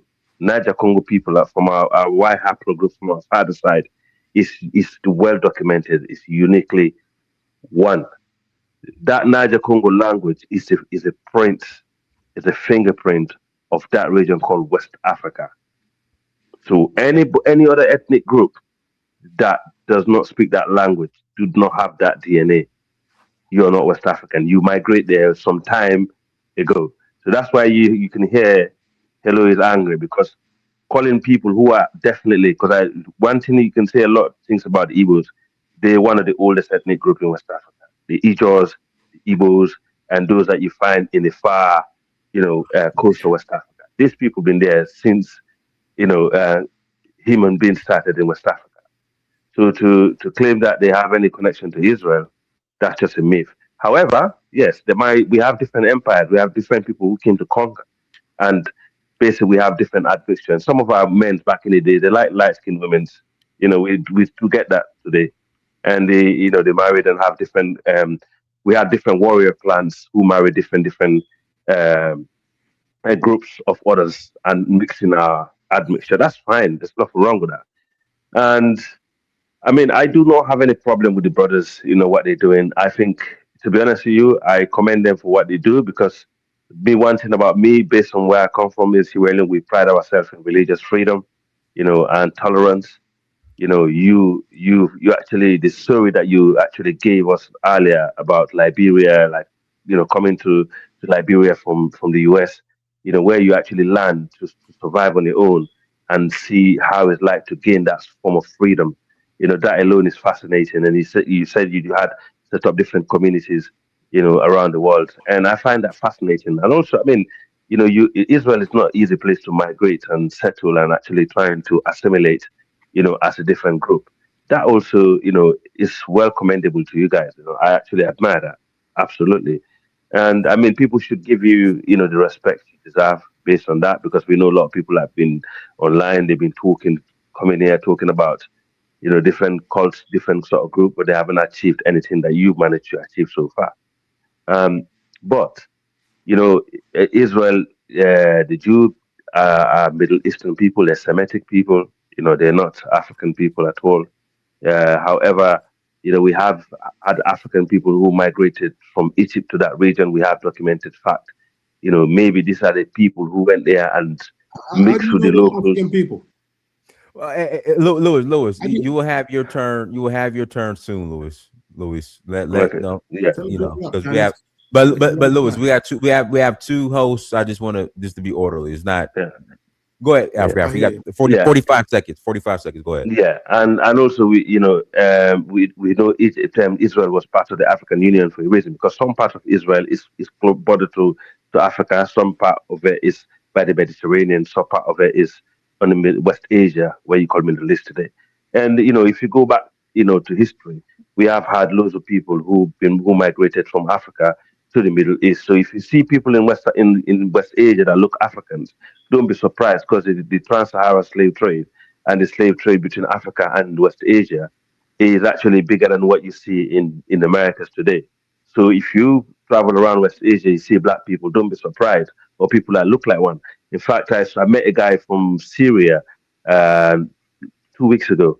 I thought he was a mixed race guy. I was so convinced he's mixed race, but he told me he's actually Syrian that he have some connection to his bloodline, African bloodline. And I said, how did they migrate there? I said they've been there for thousands of years. So there have been obviously these people. If you ask the Arab people, they'll tell you it's through slavery. Those days, migration. I mean, even in where the Hey, Trump bomb during the Africa. We got Africa. You got 20. I got to pass the one mic. second, 20 no seconds. problem. In Iran, that region in Iran that was bombed by Trump, the first place that Trump bombed, those school kids that was killed, these were African kids who migrated to Iran during the slave trade. So it's happening. It's happened during slave trade, possibly. Okay. All right. But All I right. don't believe we're Okay. Jews. Let Okay, me no pass the problem. mic. I'll pass. Thank you, If Danny. you want, if Yosef or Uriah want to respond, Yeah. go ahead. No, I just want to briefly, again, let me thank hello, I believe, and our brother Africa. We are not Okay. being cute, nor are we attempting to evade any conversation or any question. Our point for being on the show is what you just articulated, Africa, is to elucidate to the audience the contributions that this group of Black people coming out of America, one of all the trials and tribulations, all the hardships, were able to do in a very short period of time. And in doing so, how can, in this generation, bring that to the greater, wider audience to see how either we can replicate or continue to strive and to aspire to produce these type of freedom situations, these type of liberation enclaves all over the planet where our people reside. We associate Africa. We can have the genealogical, geographical, historical conversation. We identify as African. And let me say this again, because I said it, but I want to reiterate, because I think I got kind of lost in the conversation, because we see it as intelligent for us as Black people, not no kumbaya thing, but we understand as intelligent as Black people, irrespective to our diversity. That's why we said we're not here to proselytize or convert anybody. We're here to say, irrespective to our differences, we believe there's enough alignment in what we can do as a collective group of different people with different practices and different customs, but can align on the desire to be a people who can determine their own destiny. And if we can learn how to work together, not trying to convince or convert anyone, but we can learn how to work together and see the beauty in what we have done, develop trade, develop commerce, develop these different systems and networks, share information that can be a positive add, then we can liberate ourselves from the European globally. And the falling of European hegemony solves what you just said, brother, because we are vehemently against Israel, Benjamin Netanyahu, and the war that they are conducting. Yes, we have a sensitive thing they got to deal with because we have children in their army, but don't for 1 second think that we are aligning ourselves with Jews or with Israeli Europeans. That is absolutely not our, just like here in America, we're not aligning ourselves with Trump. We see ourselves as a people set apart. And that's why we never left America. I'm in Chicago right now, in the community. We in the community in Atlanta. But wherever we go and we see our people who are genuinely striving to change their predicament and to determine their future without outside influence, in particular those from European or those from non-Black, African, melanated populations, we want to align with. That's the objective. That's the goal. That's why I said it don't matter. Not that it don't matter. Obviously, that matters for a lot of people. But my point is that we did it. We left. We established ourselves in Israel. No other people can say that who identify as Hebrews. We can. And we're not saying that again as a thing to be, from pomp and circumstance and none of that. No, we're saying like, no, it's real because we made it real. Just like whatever you do becomes real once you bring it into existence. But if we're going to spend the whole conversation trying to delegitimize the efforts, the contributions that we have made, not just for a small group of a few thousand Black people coming out of America living unto themselves, but the contributions that we've made initially for Black people globally, because we don't go into African nations. We don't go into our communities in America with an exploitive mindset. We go see how can we add to, how can we bring what we have learned and what we have been able to develop over the past 60 years to try to solve some of the spiritual, but more importantly, in most instances, some of the material realities. So my sister that's an Igbo, we're not trying to give you no spirituality. You got one. But maybe there's some material things that we can add to allow our people and our brothers and sisters in those particular lands to be more empowered. Maybe it's the relationships, maybe it's the global connection. I'm saying we ain't trying to make you nothing than what you already are. You will find the way you are if you are genuinely seeking truth, if you're genuinely seeking freedom, if you genuinely want black people, wherever they found, to be empowered. That's sufficient enough for us. We just want to align so that we can now be intelligent enough to have the relationships and the alliances that now produce power for our people. That's the goal of this conversation. That's the purpose behind this conversation. All right, let me pass the mic. Fair enough. Universal Truth Sharer. I appreciate the Cash App too. I appreciate you. All right, Universal Truth Sharer, go ahead. Absolutely, my brother. Absolutely. Yeah, that's Lewis, the it's not your least. turn. Lewis, you're next. Calm down. You're next. Go ahead, Universal Truth All Sharer. right, all right, ladies and gentlemen. When we have little kids, they get animated. They haven't learned discipline. But when I'm talking to grown up brothers and sisters, I just I wait my turn and then I speak and then I listen. That's the way we've always done things from the ancient world civilizations to now. So I appreciate you, brother, for having this platform and letting me in and letting the other brothers in. So I greet you all in peace. Which is the way that black people have always greeted one another. We are people of peace, even though we know how to fight. Don't get me wrong now. We are warriors, but we also have peace. We know what it's like to have a soul be at peace. So I greet you to some of your brothers who practice the ways of our creator. I don't do religion because religion is man-made. There's no such thing as Abrahamic religion for me. Abraham was never called to create a religion. You can read all the ancient texts. You can read, your Genesis, your Jubilees, your Joshua's, and all of that. So, as a matter of fact, there is one who came on the scene who says, "Before Abraham was, I am." So that tells us, it's a reminder. Yeah, I am. That's right. That's right. So I greet you all. Shalom, shalom, to those of you who know what that means. But in the midst of it all, I just want to say this. Yeah, that's right. No black people in the right mind, let alone Hebrew Israelites. I don't consider myself a Hebrew Israelite, but I do practice many tenets of what they will call disamuna, the old Hebrew word for faith. I do practice because I believe in the Creator that at least they also proclaim. And brother, last night, brother Dynast, last night I was talking about how I mentioned some of the other books about Moses and all of that, and I think you piped in and said Moses didn't exist. So I love you, brother. I appreciate you Oh, having this I love you too. I this love you this too. broadcast even now, and I really enjoy that we can disagree, but you have a platform like many other brothers on the internet. There are a few platforms where people can disagree, but they allow people to have a voice because as so-called black people, I said now, we are from different tribes, different people from the table of nations, which I mentioned last night. That's found in Genesis. That's found in Jubilees. That's found in Jasher.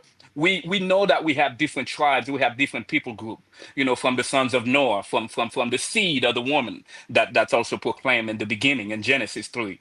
Um, so nobody in the right mind support that abominable government that's killing people, that's aligned itself to what I would call present day Babylon, that's doing all these atrocities. Nobody, let alone anybody who profess the faith of the Hebrews, will align themselves to that government. So that's a known fact. Now some of us may run to the different tribes of Europe, the Goth, the Saxons, the Anglos, the Franks, the Javanese, the Greeks, the Romaites, the Romans, the Byzantine Empire descendants, the Horites. We may run into some of those people to brainwash us into supporting those governments. Or we may, some of us, by virtue of being in the West, in the diaspora, we are controlled by various governments that forces us to pay tax dollars that goes out to those folks there in the Middle East.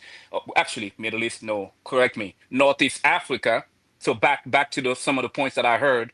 All of us are African. Civilization, the world started in Africa. The Garden of Eden started in Africa. There was no separation between what we call the Middle East today to Africa. The Suez Canal is about a century old. You know what I'm saying? So it was all connected. So yes, Abraham was born in the Ur of Chaldea, but we understand that his father and his lineage came from a little bit on the west side, on the African side. So to the prompt there. We do not support that government. Black people who are not religious don't even support that government, let alone those who practice different faith, different, whoever call their faith Abrahamic faith. They shouldn't support that. But I understand Christianity, Muslims, Judaism, many of those so-called Abrahamic faith, they had people that are aligned to that Babylonian structure.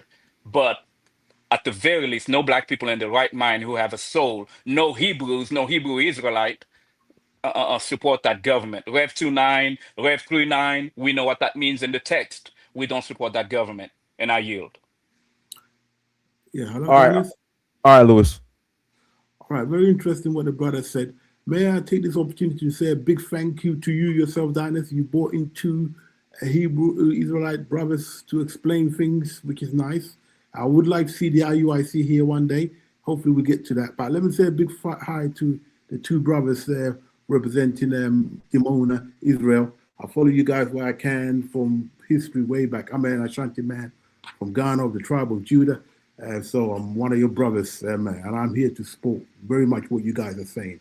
I will start off with a comment to those people who are in Africa who don't know history beyond secondary school education. Because I went to school in Africa and I know the basics. They don't teach us enough because they didn't want us to know.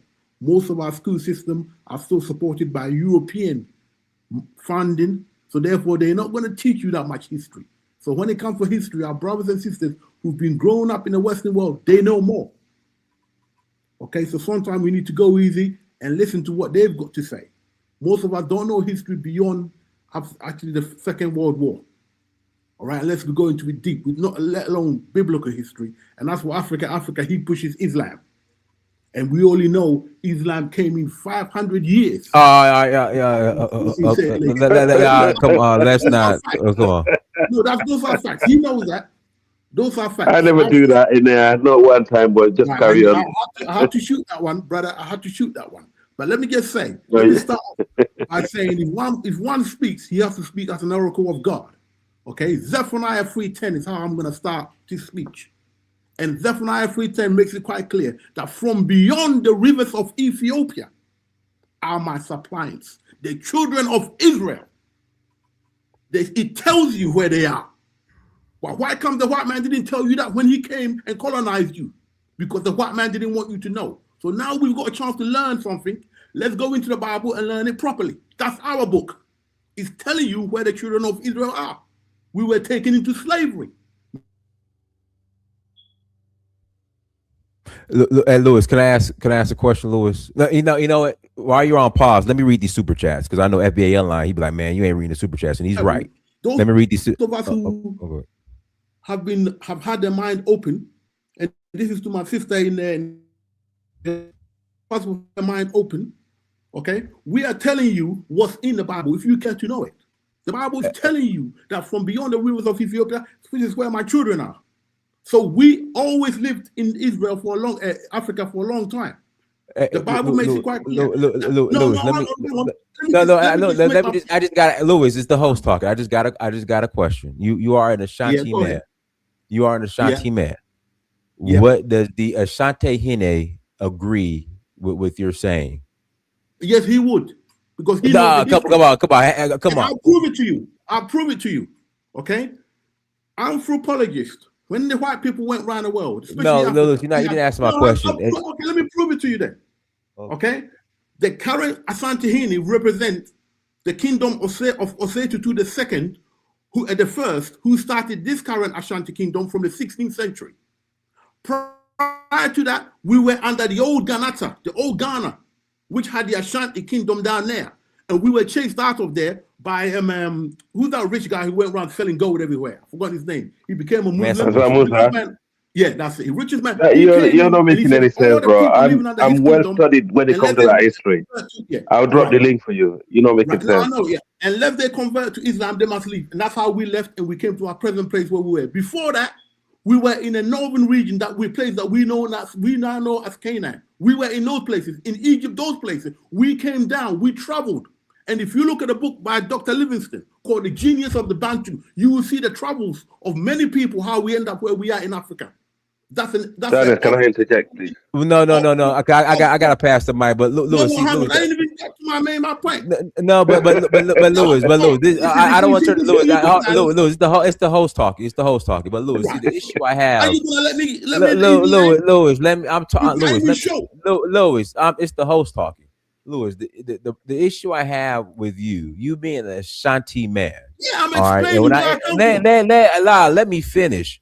When I went to the Santa Henny's Palace, and I went to that museum, nothing that you are speaking of is in there. They're very specific on their history. That's just the issue I have. But go ahead. That's because they are talking about the recent history they know. The other history is not written down. That's what we're telling you. Okay. No, Lord. What have I told you that's not written down? We came from old Ghanata. The Ashantis came from old Ghana Empire. That's as far as our recent history goes. The Sunni can do the Ghana Empire.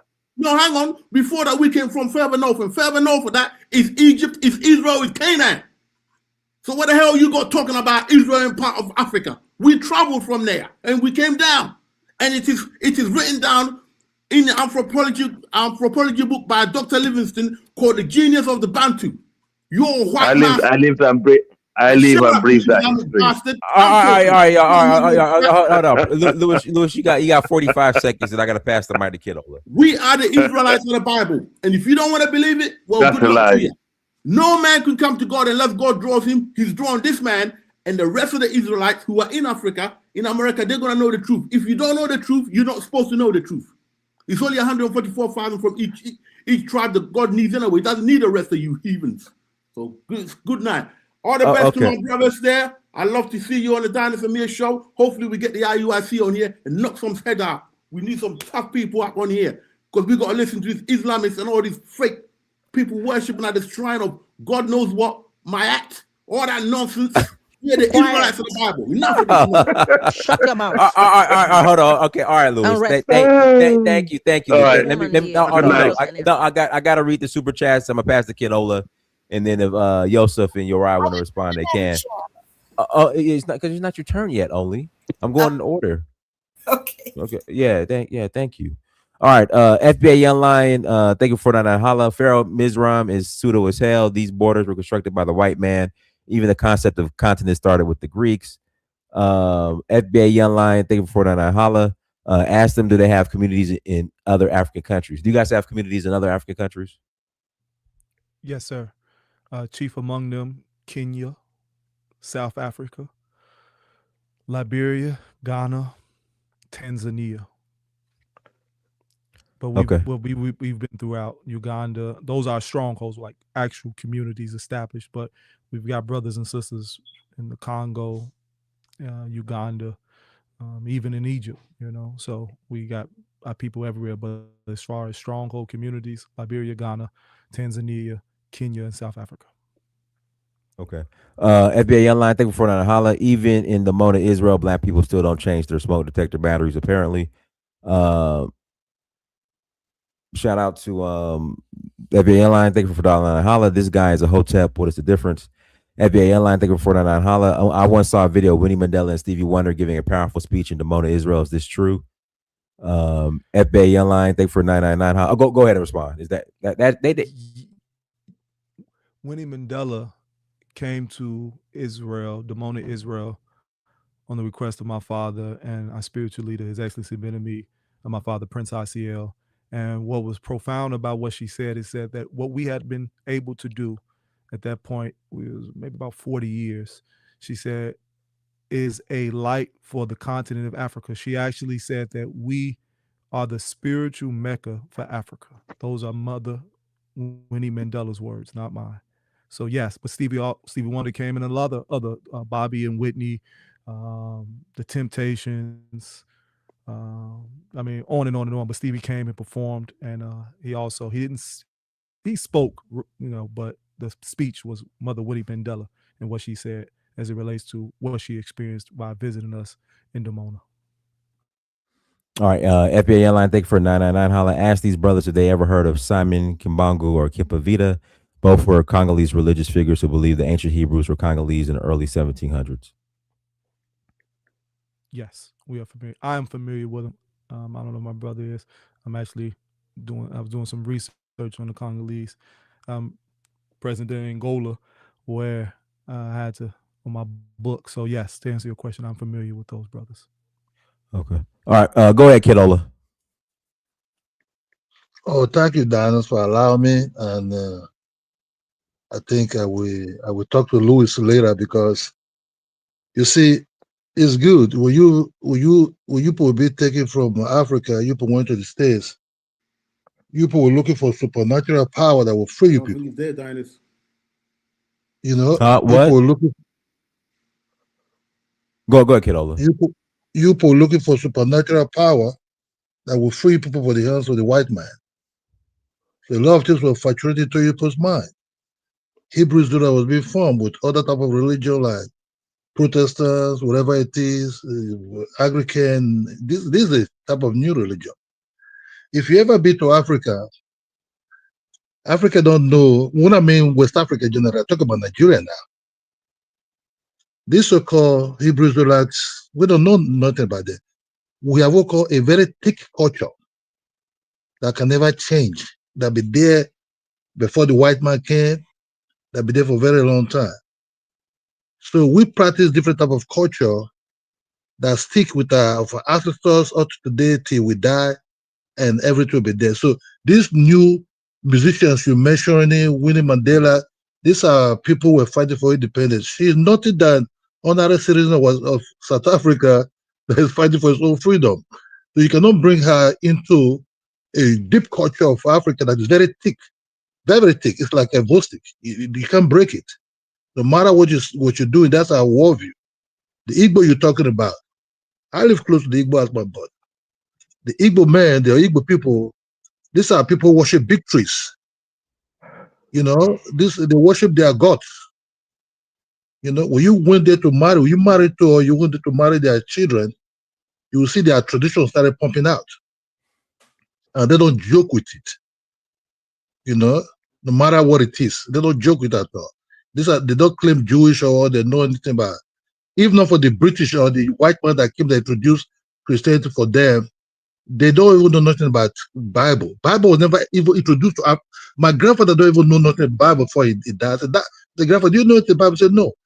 These are literatures, like the way they write Henry the Fourth, Macbeth, and everything. That's what they package to us, ask us to come and read it, that they use it to enslave us and dominate us. You know, this Louis that is speaking now, Louis was even lucky my tribe did get to Ghana in time. Tell him, tell the clown. because I have to be very straight to this Louis. The Ga people of Ghana, when the Ashanti was really suppressing them, that's how Lagos will be formed. Eko, my tribe hung up in Lagos because they didn't have a pathway to pass the Dahomey Kingdom to go assist the Ga people. With us in war. What are you talking about? You know, hold on, to take care. Yeah. We got other people on the panel, so y'all just So Louis, you have to be very careful. If my tribe would have get to Ghana, you to be answering. The Oyo, the Yabesi people, the Yabesi people they asked us to wait, let them go in first. That's why some Yorubas will be forming Benin Republic. Hold on. That's why look, the Oba of Lagos came from us. The Saluki people. Yabesi people say let them go first. No matter what your people want to do, that's how some Black Americans or Caribbean will be put as slave trade. Some of them were fighters, some of them be caught. Then the Yabesi people, your people, able to penetrate Ghana, but they in the edge. You understand me? So be very careful. Your people are voodoo worshippers. Hold on. Louis, if we would have get there before you start making treaties, if we would have get there before you started making treaties with the Dutch people, we would have conquered their Ashanti before they were. You know, Louis, the Hausas came to conquer people later. You know, so Louis, be very careful, Louis. Louis, be very careful. Don't change your religion. You people worship Buddha. I've discovered voodoo. Voodoo. Listen, I'm You just people never trying. follow any other All faith. right, all right, all right, y'all, Just trying. Let me pass them, kiddo. Appreciate you, kiddo. Let me Wait, pass the mic. Thank you, Kidola. Brother Let me Amir, pass the mic to Only, and then after Only, I think Prince wants to Yosef. Oh, Yosef, you wanna say something? just briefly, if I Go may. ahead, go ahead, go ahead. Our brother Kidola, did I pronounce it correctly? I want to say this relative to the statement that you made, and this goes why we believe that our mission is so vitally important, because you spoke to a blessing.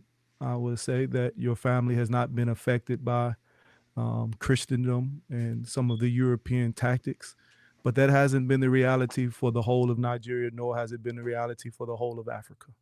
And our people have been destroyed by European colonization, just like we've been destroyed in the West by enslavement.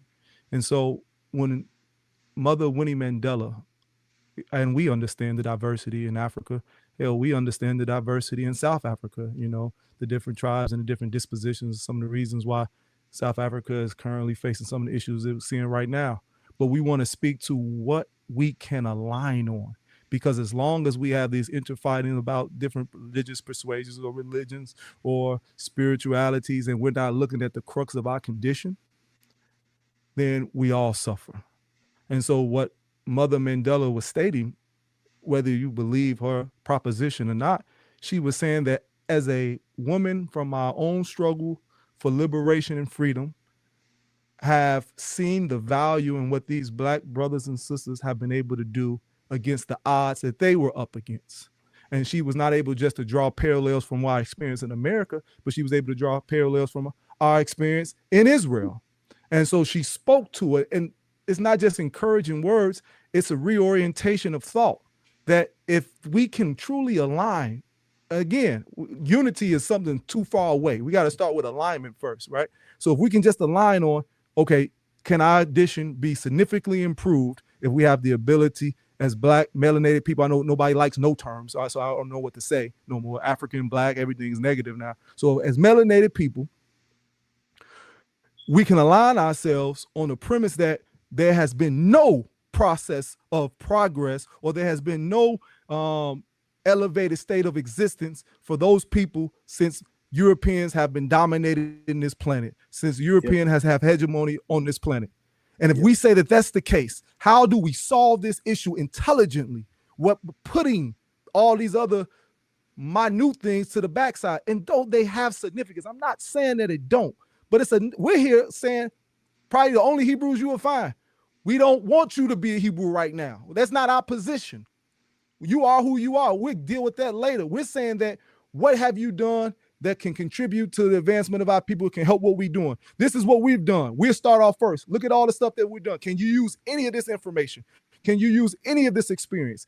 Do you need relationships with connections wherever we may find ourselves? Can you be helped in anything that we have to offer? And you can say yes or no. And then we ask in return, well, this is what I got. Can you use this? Because if you got land in Nigeria and you're growing, now we can establish trade. Now we can power our communities in America. Now we can power our communities wherever we're found. And now we are developing a level of economy and independence and sovereignty that was not known. And I'm saying all of the problems right now in 2026 is at the root of some of these conversations and us seeking to divide and separate ourselves. Again, I'm as real as they come. I understand unity is not a foregone conclusion. I understand we ain't all going to be on the same page. I understand that we're not going to all see eye to eye, but it's got to be enough of us. And I believe this audience to be an intelligent group of people. That's why we wanted to come on here. We believe in what you're doing, Brother Dynast, and that's why I emphatically asked my brother to be here. And I'm saying, I'm pleading not to your sentiments or even to, as a bleeder, I'm pleading to your intelligence. Hey, as Black people, how do we coordinate and how do we collaborate to empower ourselves? And so when you said that about, I'm not saying you was being disparaging the sister, Mother Mandela, but I do want to bring back to the front of what that meant for us and what it should mean for all of us. This is all intents and purposes, a liberation leader, a warrior, you know what I'm saying, who did some very audacious and bold things for her people, but she was symbolic for the greater liberation struggle. And for her to recognize what we were doing with the voice and the platform that she has, is only not beneficial for us, it's beneficial for us all, because now again, it's shedding light to a lot of things that has been hidden because nobody wants to see Black people actually doing what we've been able to do. So I just wanted to add that to the conversation. Thank you for allowing me. No problem. Go ahead, Only. Unmute yourself, Only. Okay, thank you, and greetings to the panel. I wanted to give my respects to Prince Joseph and Yoai. We can hear you, Donna. I really appreciate what you guys are doing, and I think it's kind of sad that I noticed the conversation is being pulled towards identity and not action because, well, you know why, because what you've done is so much, and it's just easier to just complain about where we're from and who we really are and all that. And I would like to encourage everyone that we really do need work, and we need schools, education, planting, building. And it sounds like you guys are all teachers. I mean, I know you guys don't go by the name rabbi, but you guys are teachers. And also, I wanted to say that that not, one thing I like about Hebrew and Judaism also is that they don't proselytize. Like, if you're interested and you ask, they'll open the door and they'll show you. But there's no blowhorn. There's no attempt to push you. But I think a lot of people come from a Muslim and Christian world where they're waiting. They think any minute now you're going to try to preach to them, and they're already pushing back. And I think it's just not that way. And finally, I just wanted to add that when I did live in Israel, there was a guy, an Igbo man, who was trying to tell me to convince other Igbos that they are Israelites. And I think he's working. I think you should know, you should be aware of that. That's all. That's all I got. Okay, sis. Okay. Appreciate you. Okay. Yes, I mean, it's nice to see one thing. If I just say one thing, right? Us people of color, Black people, we need to focus on technological advancement, building, and stuff like that. They're all this religious, too much religion or too much culture and too much. I don't know what that has ever got us to be honest with you. I think it's about time we start focusing on other things. Because when it comes to religion, we've got too much of religion. When it comes to culture, we got too much of cultures. When it comes to tribes, we have too much of it. In fact, these things I think are the things that are holding us backwards. Because the only time people are getting so wind up and getting so passionate about is when it comes to religion, culture, or tribe. Can you imagine if we actually were more passionate about developing, building, sending our kids to university and get them to be more innovative? University for years, my friend, is leadership. No, all of that. Don't wait. All of that adds up. Okay, and it's important to know our history. It's very important. I agree with that, but we need more of advancement. Less religion, less culture, less tribe. I mean, if you can, we have culture. Our culture is the most attractive in the world. That you cannot take that from us. We are the most religious people in the world. You can't take that from us. But did that got us anywhere? No. So obviously there's something that is missing. We need to find that link. That missing link right there. The truth. We need to find that. The word of God is the truth. Once you got that, science and technology, that will come. That's all nothing. That's how the white man is in the world. Science and technology, Zuma spoke about it. We couldn't get that. So Louis said one thing, I'm going to correct you, okay? The Ghana Empire, I studied very well. Okay, the Ghana Empire, which is Ouagadougou, was built by the Soninke. And the time it was destroyed. I'm not arguing. Wait. The time it was destroyed, Mansa Musa wasn't around. The Mali Empire wasn't around. Okay, it was destroyed by the Almoravid. I'm getting the time of Mansa Musa confused with old Ghana Empire. I'm sorry on that. Okay, so I just wanted to get in because we are recorded, so we need to. No problem. I'm sure the historian. Africa. Yeah, I want to respond to him about Zephaniah 3:10. Yeah, when he mentioned Zephaniah 3:10, that is not talking about sub-Saharan Africa. That is talking about Sudan, south of Egypt. What the hell are you talking about? Kush. No, all right, y'all. Let's we got so two Kush hosts on starts here. after Egypt. So Oh, it's talking Lord about God. Sudan. Can one of the your guests, So, please yeah, correct you're lying. You're lying when you say that it's sub-Saharan Africa. It's not sub-Saharan Africa. It's talking if you about say Sudan, from beyond the rivers of Ethiopia, where else is it? It doesn't mention west. It doesn't mention east. It says who said anything beyond about the rivers of Kush. Sub-Saharan Africa? Okay, Kush starts after Egypt. So it's talking about okay, Kush. it's still Africa. What's Sudan. your problem? It's not talking about sub-Saharan Africa. And you're what lying. are they talking you about don't know then? what you're talking about. Okay, what are they talking about? Tell us what it's talking about. In ancient geography and history. It's not talking Louis, about stop shouting, man. Just let him speak. That's Black Sub-Saharan Africa. Sub-Saharan No, Africa brother, is stop beyond. shouting. It's beyond the Sahara Desert. Okay. I say beyond. It says from beyond the rivers of Kush. It's talking about the Nile River. It's talking about Sudan. Yeah, where does it go to? And where does the Sudan go to? Okay. So you got it wrong. You got it wrong. That's both Africa. You got it wrong. Still Africa. Not sub-Saharan Africa. What the hell are you talking about? Sudan is in sub-Saharan Africa. Modern day Sudan. Sub-Saharan Africa is south of the Sahara Desert. Where does the Nile begin? Where does the Nile end? Not beyond the rivers of Kush. Where does the Nile begin and end? I gotta pass the mic. Go ahead, Uri. Yeah, so I personally love these particular conversations because history is important. History has its place, and we understand what Honorable Marcus Garvey said, which he said that a people without a history is like a tree without roots. So history is important. That's a personal love of mine. I'm not a historian per se, but we have historians within our nation and people who love to particularly converse and build on these particular topics. That's not the areas in which myself and Yosef necessarily like to necessarily dive into. Not that we can't, but it's because of what we see right now. It becomes circular and it becomes too emotional. But I want to say what I am observing, and this is one of the things that I can already tell. Once I hear certain things from a particular person, it's hard for me to kind of stay tuned in. One is when we speak emphatically. There were no in this, like we don't speak, on the continent of Africa has 54 countries, right? As documented, over 3,000 tribes. So it can be our experience from an anecdotal perspective that we may have never heard a particular thing or never experienced this, or our grandfather may not know, or grandmother may not know. Doesn't make it emphatic across the board.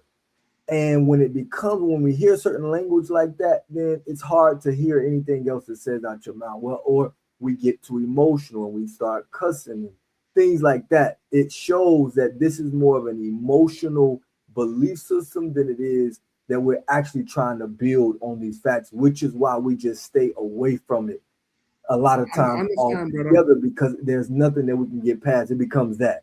Yeah, I understand, brother. We have to shut down stupidity. And so with that being said, stupidity, so we got to shut it down. Yeah, but Louis, let the man talk, man. Louis, let the man talk. Yeah, I can also interject, bro. So go ahead, brother.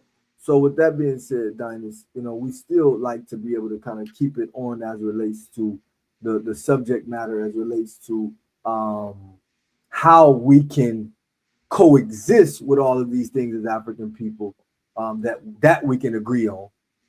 As African people and people that have a similar goal, which is to be free. Good. Can you please, as a fellow Israelite, so that I don't get it wrong and we get this sorted out, could you please break down Zephaniah 3:10 the best way you know possible? And that's for both of you. Please, if you can.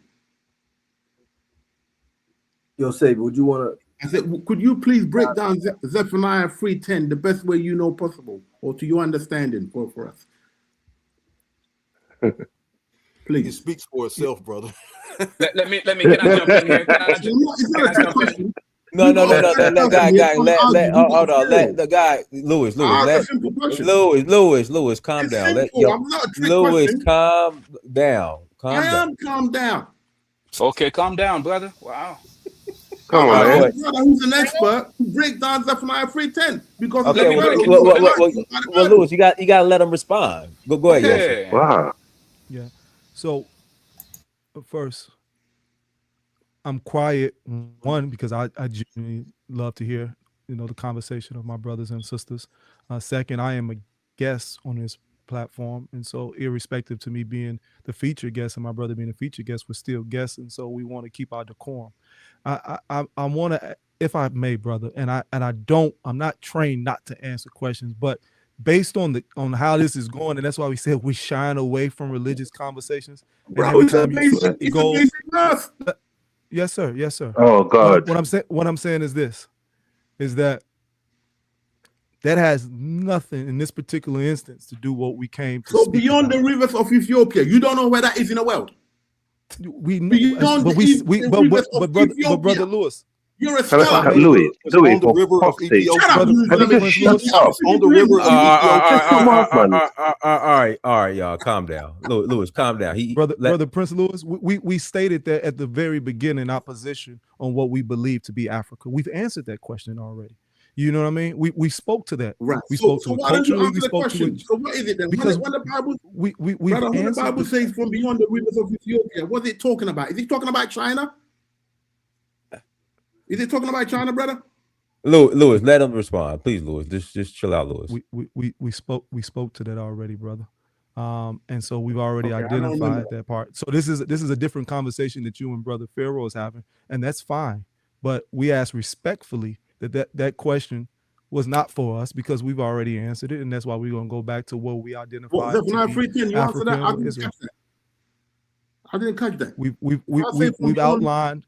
We've outlined on what we considered Africa culturally, spiritually, geographically, Thank you. genealogically. Good. So I hope you heard that, Yes, Pharaoh. we got that. Right. I hope you heard that. Yeah, Pharaoh. brother, Quite clear.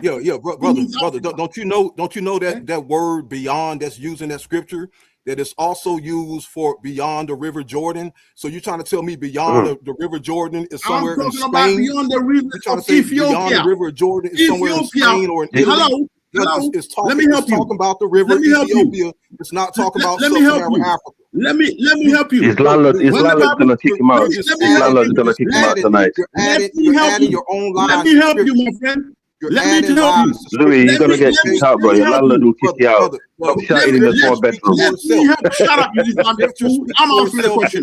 Yeah, I Let me love help that. You you. can call it what you like. Let's stop it. Let's stop. Let's stop with Lewis. Giannis, let me Lewis, just quickly answer this one because this is getting ridiculous. Lewis, you gotta I am calm calm down, Lewis. down. I'm calm. Let me just Lewis, you explain gotta to him. calm down. The I'm just saying, word but Africa. you're Listen, representing. the word You destroyed Africa. the show. Stop He's interrupting me. ruining Word the show. Africa. Listen, you Lewis, you got Islamic fool. Let me speak. Lewis. Okay, you don't want me to hear me speak because you don't No, want me but to shut down.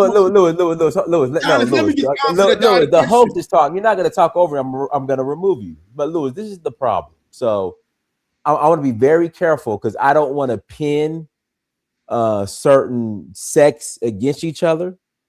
But so I Let me live in the just West answer End. the question. Oh man, Lewis, be Oh quiet. my God.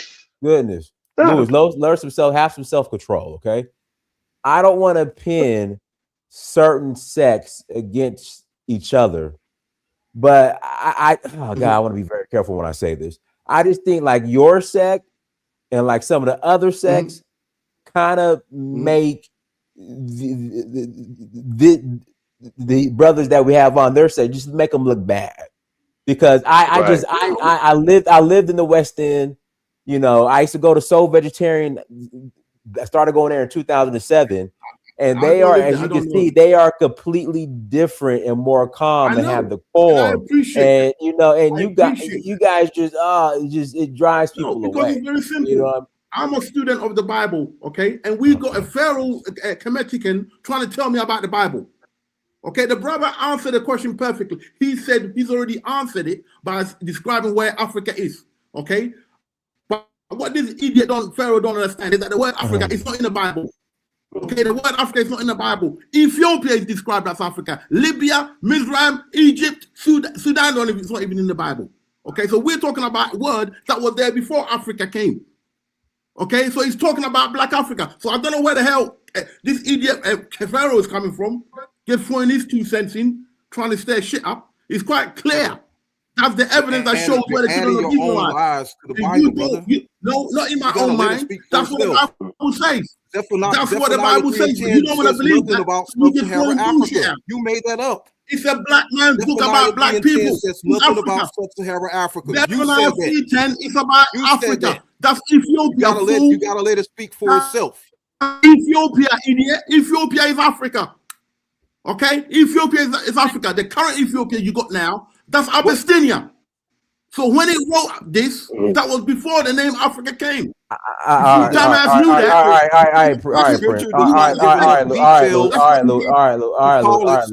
Africa. All right, y'all, You added your own detail. We're moving on. We're moving. Yeah, we gotta move on. Yeah, I mean, to be honest with you, Dynast, and Prince, and you're right. I mean, if you follow, I don't know what book you follow. If you follow Judaism, but according to the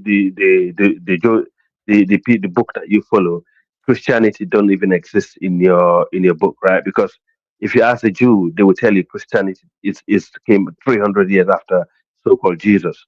Because during the time of Jesus, there was no such thing as Christianity. So this argument here is not going to make any sense to certain people. You know, if you ask the average Jew, they will tell you Christianity did not exist at the time of Jesus. Jesus was a Jew; he wasn't a Christian. So Peter formed Christianity in Rome. You understand me? Yeah, It's Peter that formed Christianity in Rome. There was nothing like Christianity. Yeah. You understand me? Yeah. And moreover, the black people, well, let me just say it, the black people of Africa, right? That's why we call ourselves Israelites. Hold on, let me use West Africa as an example. Hold on. Let me use West Africa as an example. When they came to that coastal area of West Africa, you understand me? There was nothing like Bible. You understand me? Even somebody like China Achebe said something. There's a guy called China Achebe. He's from the Igbo tribe. I read his book. He said when they came, they don't even know who are the people, what they brought in. Well, later part they say produce the Bible today. It's when the colonization want to start, when they want to start dominating us now to submit us, but not by the gun anymore, but by soft power. That's how they now root out that black thing, that Bible, right? They now brought that Bible. Hold on, Louis. That's how they now brought that Bible out and said, this is the word of God. Because they have already conquered us, right? The Africans already like, whoa, who are your gods? Then they start building hospital, giving what they call aspirin, some of all these things to start treating some serities. That's how we fall into their trap. It was never like, that my great grandfather knew anything about Bible. Bible to us, if you look at this Bible now, they're selling to us now, right? For the coastal zone, right? Yeah. Is for me, I've seen the Bible, I've studied the Bible. Bible for me, it's a literature. Just the way the British wrote Oliver the Twist. You understand me? Just like the way they wrote Oliver the Twist in England. It's a British dominated book. It's a white supremacist. It's a white supremacist book. It's a white supremacist book. All right, guys, I got to read the super chat. JCE, thank you for $1.99. Holla, Africa. Thank you. You are 100% correct. Wally, thank you for the $5 holla. Never disrespect black people that's doing work like the Israelites, because one day you might need their help. You're absolutely right. You're right. Hold on. You know what? Let me pass it to Uriah, and I'll pass it to you. Hello. Uriah, you want to add anything? Not necessarily, but what I want to do is just an understanding that these different perspectives that we have, in which the angle in which we're seeing it from. Again, I want to just share with us to be more, not even open. I don't like the word open, but more considerate from different perspectives. That's just really it. That don't even come down to any kind of ideology. It just comes down to basic personal people-to-people skills that we can get as a people so that we can actually hear each other when we are trying to build on these particular topics. Because when we get too emotional, it ruins the ability for us to gain understanding from it. And so that's it for as relates to that. But if there's any particular questions or anything that I see, I got a question. That, I would want to kind of, since somebody had a question. I got a question. Yeah. Speaking as a Israelite, the Bible tells us what's to come The Bible makes it quite clear that in the book of Revelation, the Lord will lead us, the children of Israel, back to the land. At the moment, the land is cursed. It's a desert. There's not a lot that could be grown on it. I know you lot have done well on it. But the land that is as it is not the land that, it's not the full size in a way that the Bible describes. And it's not fully blessed at the moment because he's kicked the Israelites out. Okay. But my question is, as someone who respects your sect, why are you guys trying to go ahead of scripture by going there before the time? I mean, the Israelites you're not supposed to be in Israel right now. Why are you guys going back there? I never understood that. From Benaim, whom I respect, I followed you guys, but why are you guys jumping the gun and going ahead of scripture? Because the Lord is going to lead us back into Israel when it's restored properly, not a desert as it is now. I don't understand why you lot are going there, because right now, the Iranians said they're going to drop the bomb down there. They drop the bomb down, the nuclear bomb goes off, you guys are dead. Why are you guys jumping scripture and going ahead of the Lord? A couple of things, brother. All I will say to that is that, again, that's your perspective and your understanding of it. We have a different perspective and understanding, and our spiritual teachers had a different understanding than what it is that you're relating to, and we had many of those particular conversations even during that time. But all I will do is challenge you to go read, and from a biblical perspective. And then I'm going to say something I want your say to chime in as it relates to what he may add. But from a biblical perspective, talking to from an Israelite to an Israelite, go read the book of Nehemiah when that same particular conversation came up in his time, where many different Israelite groups at that time was asking him, well, it ain't time yet to go back. Well, it ain't time yet. And go look at what happened during that time, if he was in fact blessed to be able to do what he was doing, and if that calling was for him. And you'll be able to find something different and see what our walk may be different as it relates to that. But again, now, the greater thing that I want to respond to you and say is that as Israelites, we still live in a world where the majority of people are not Israelites and probably will not be Israelites. How do we converse with non-Israelites outside of our specific text, being the Torah or the what people would call the Bible or the instructions, and still be able to connect the things necessary in order for us to be able to have dialogue and create allies and not enemies? As the scriptures say, it says, hey, when a man's ways pleases the Lord, even his enemies will be at peace with him. So how do we have conversations outside of that book that will allow us to be able to gain an ally and a friend in the individuals that we're coming across, and not always having to rely on that scripture, because the other brother may not believe in what we're saying that book is got to say. So how do we still relate to him? And that's the thing that I would like to challenge you, Prince Louis, and any other Israelite as it relates to that. But as it relates to you and I, we can get off of this.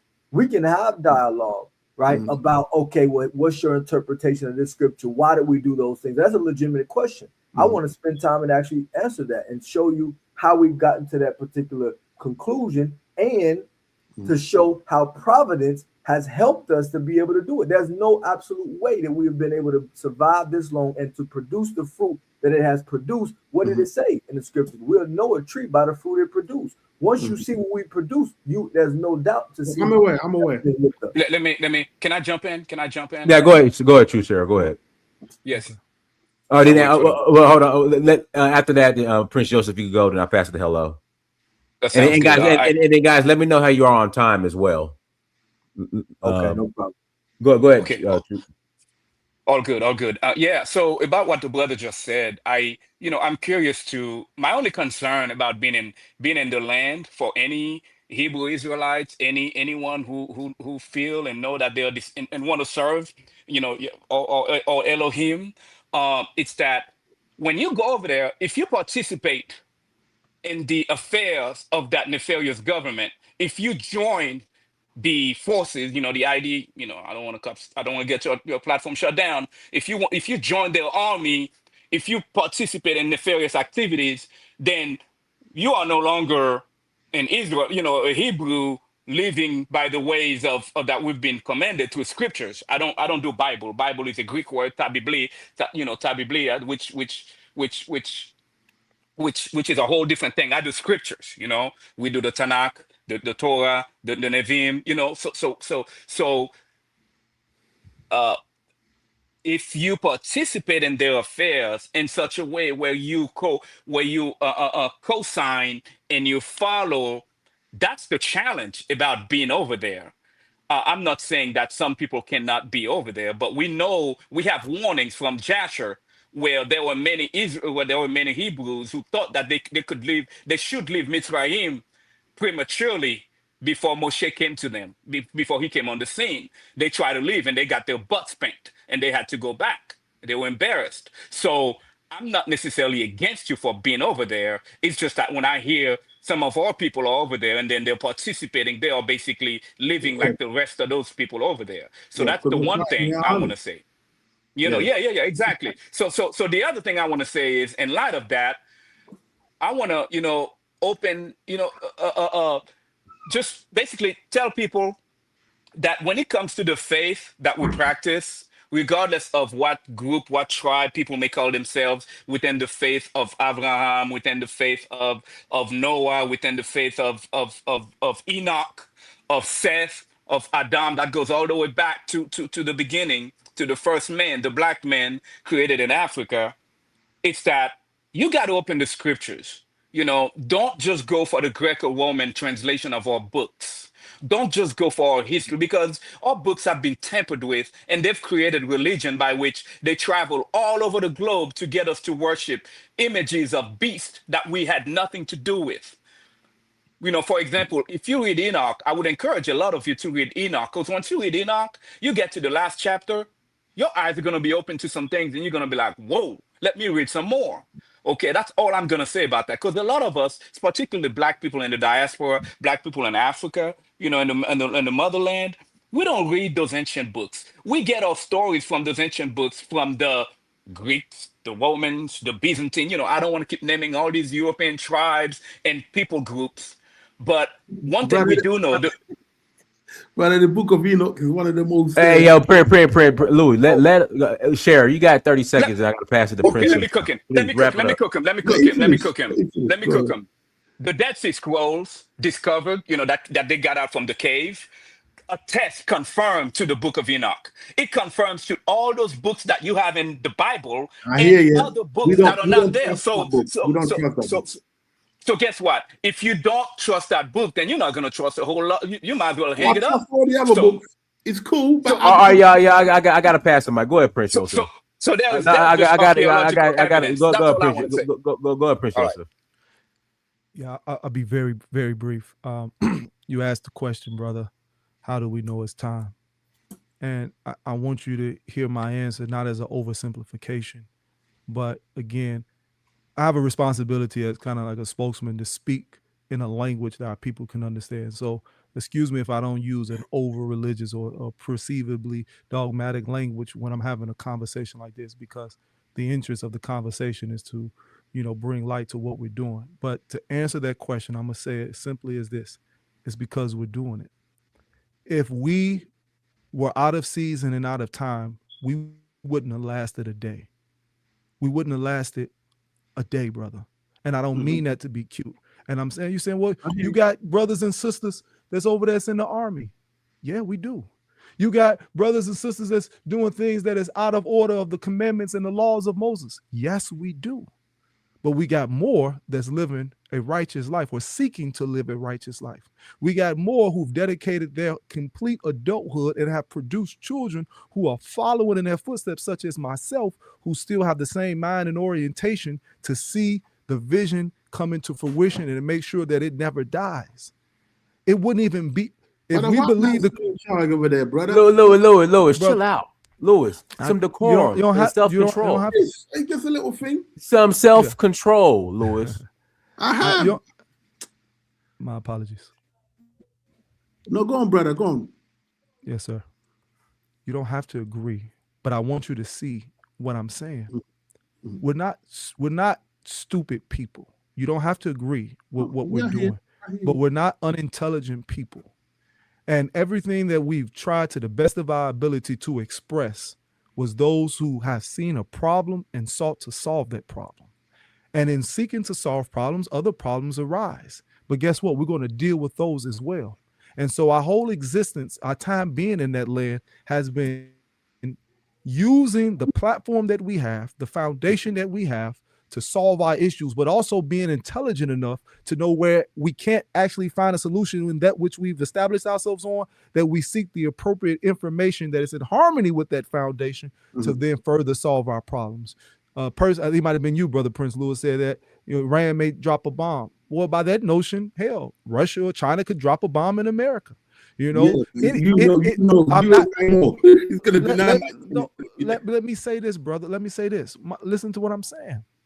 I'm saying that they dropped bombs in Israel already.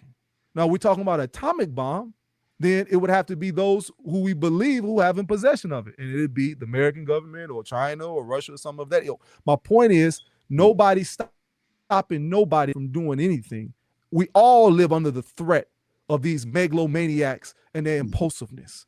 That's why I again am saying, okay, if we're under if melanated people, I think that's a safe enough term where people can hear what I'm saying. If melanated people are globally victim to megalomaniacs who have no regard for human life, not even their own, we have a responsibility and obligation as conscious, intelligent, spiritual, God-fearing or not God-fearing, but people that love our people and love our life, to do something about it. And I'm saying the only way, historically looking at it, the only way to do so is to fight this hegemony with our own. And I'm saying, fight no white man. The white man's in charge of the world until Christ come back. But we can't go head on head with. It's a waste of time, in my opinion. I'm just saying. Our position was this, brother, and I'll close on this. That can be very well the position. But our position as fathers and mothers, as big brothers, as husbands, we said that we're not going to see no more of our children dying without us giving our best effort to protect them. So I admire you guys. You left America. I love you for that. Lewis, what's wrong? Lewis, what's wrong with you? Lewis, what's wrong? Lewis, what is wrong? What is wrong with you, Lewis? Chill out. What's wrong with you? I can't do it. He gotta go. Go ahead, Prince. I'm sorry. No, it's okay. I say something before I leave. I appreciate. Well, hello. Let Prince finish. Hello, then you can say something. I'm gonna close it right now. I appreciate, but take your time. Don't feel rushed. Take your time. Yes, sir. I appreciate the brother's passion, and I don't want him to think that I got, But I want to say, you can have that belief, but I'm saying as men, we have an obligation and responsibility as intelligent women. We have an obligation and responsibility to bring into existence that which we know protects and serves not just ourselves, but future generations. So our motivation was, we wanted freedom now. And if we were out of line, if we were out of order, if we were out of season, it would render us the way that we would have no success at all. But why wait on the sidelines and continuously other generations die right before our face, continue to moan and groan and talk about all of the wickedness that is happening around us? That didn't make any sense to us. So that's why we made the decision. So our simple answer is this. We knew it was time because we were doing it. As simple as that. All right, you're right. You want to ask something before I pass with the hello? Yeah, to our brother Universal Truth share what he shared as it relates to the nefarious aspects of that was not a popular decision. And what I mean by popular decision is that it was a decision that was, first of all, made with power. We didn't come and, hey, y'all got to do this. First of all, we went in 1969. The military decision did not come until 2002, 2003. So do the math on that. Okay. So with that being said, we made the decision from a power perspective of collaboration because there is an interest that we do have. The interest that we do have is protecting that land. That land is sacred to us. And by that land being sacred to us, we will do whatever it is in the means of protecting it. At any rate, as we see in right now, we got to go back to the drawing board and say, hey, can we be a part of said thing or said with any particular organization, operation, in any way that is disconnecting us with our God and our purpose? That's something that we have to do. But at the time, these were not some of the decision factors that went into this particular decision making. And so as time goes on, we evolve and we make the decisions that will keep us in alignment with our true power that has got us to this particular point. But again, how do you know a tree? By the fruit in which it produced.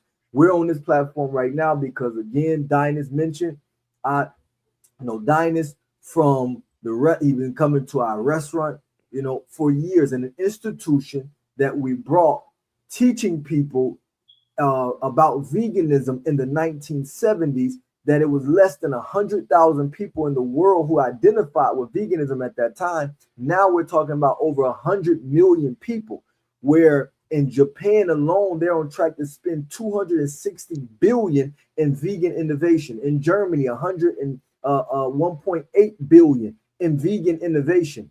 So we're saying that to say, we know that we, from our decision of doing what we've done and committing to what we believed in strongly, we have influenced this planet in ways that is unimaginable, that you would not believe if we did not have the proof to be able to back up what it is that we're saying. That's what we have been doing. That's what we will continue to do in ways that bring this planet more peace and wholeness, with people who are actually wanting to see that and not just debate each other like crabs in a barrel.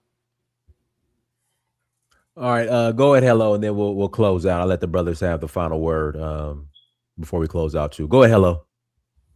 Okay, thank you, I like to ask a Dynast. question too. Can you guys hear me? Now we hear you, Hello. Yeah. So thank you, Prince, yourself, and Uri. Lovely to have you in our midst. First time when I spoke, I wasn't pushing back. I was trying to possibly give you an insight from someone who's been on the ground here and who's lived that life. Conclusively, I like what you're saying outside religion, because religious stuff is quite deep, and I respect what religion people choose to follow. But outside religion, as a people, we have to survive first. We have to be alive to practice whatever religion we want. So I welcome your ideas about, bridging the gaps for us to come together to find a way to survive in whichever way possible. And I'm sure you understand what I mean. Yeah. So I just want to use this avenue to say thank you very much. I do appreciate you guys. Keep up with your amazing work. I'm open to learning, and I have to go now. Thank you. Bye-bye. I appreciate you. Let me read this super Have chat. a great night. Hello. Thank you. Yeah, Dynast, I just got to ask a question if it's okay. Go ahead. Yeah, And make it a question, not a dissertation. A question. Yeah. My question is, okay, now should it become clear that this Hebrew Israelite movement is no different than a mass Christian conversion? Speaking, I can't because we have everybody in the world, South Africans, West Africans, people in China. Bro, make it a question, not a dissertation. Yeah. What's your question? Yeah, they're claiming to be Israel, like and the Israelites. They say that Africans are Hamites, but some of these Africans have nothing to do with the Hamites, but yet they don't call themselves Hamites. They're not claiming Hamites. They're claiming Israel. It's like this. Bro. Pharaoh. What's Pharaoh? Yeah. What's your question? Yeah, my question is, okay, is this Hebrew Israelite movement the same as a mass Christian conversion? Because everybody is claiming to be okay. Israel. That's the question. Okay, go ahead. Yeah, you're right. Yeah, no, not at all. And we can see that just in practice. Could it be for some people? Anything can be made to be a religion. And what I mean by anything can be made to be a religion is that a belief system. Really, in all honesty, religions are just belief systems. But as far as what we are particularly doing that we can speak on, not at all, because religion just made us accountable for what we said. But when it came to the Hebraic culture, Hebrew meaning one who has crossed over, one who has went to a higher level of consciousness makes us accountable for what we do. So we can be able to observe a Hebrew by has he went from a lower state to one that has been of a higher nature. And that's what is the difference. So yes, some people can use it in that way, as we use Christianity and other particular religions in modern day, contemporary times. But it's really something that we can observe, and so that's what I want to say to you, brother, in response to. And you have an interesting name, by the way, brother. Pharaoh aspect we understand comes from Egypt, but Misraim is a Hebrew word describing Egypt. It's not Egyptian in origin, to my knowledge. Maybe you can correct me. Yeah. That's what my enemies call me. Yeah. Okay, understood. All right. Last question. JCE, thanks for $1.99. Holla. Are they okay with the Palestinians' deletion by Israel? No, that's the easy question. Not at all. Okay. All right. I'll let you brothers close out. You guys got the floor. Correct. I'm just completely overwhelmed by the conversation today. I thought it was absolutely beautiful.